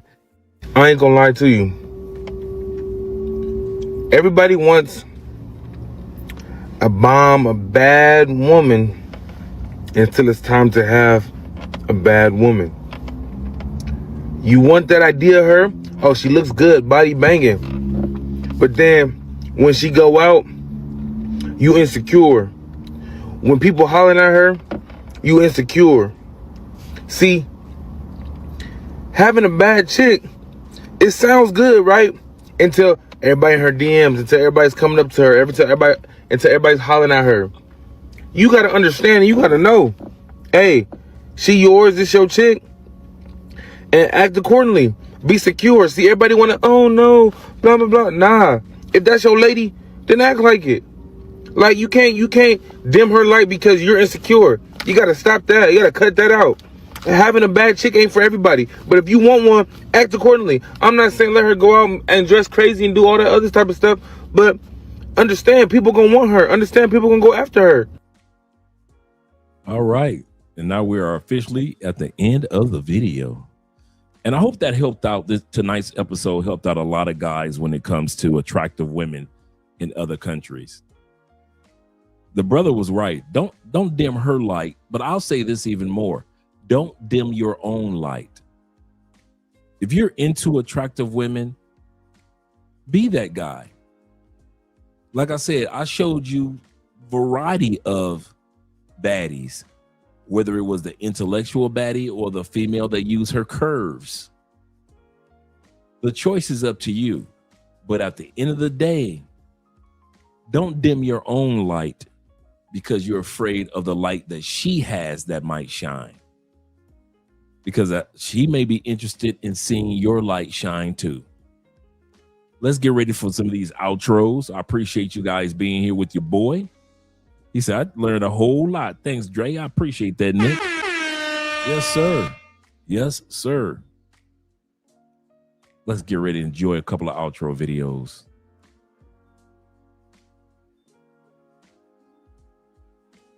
Let's go here.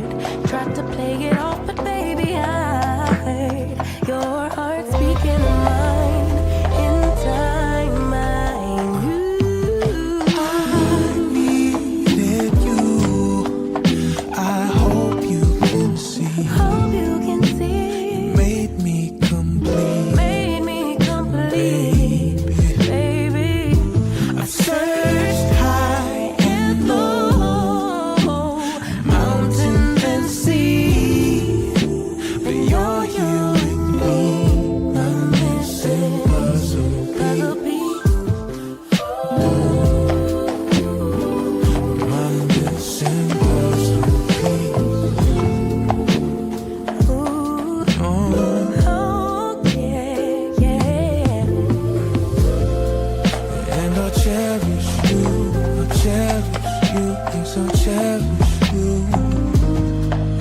No matter when you come, I'ma stay with you, stay with you, I'ma stay with you.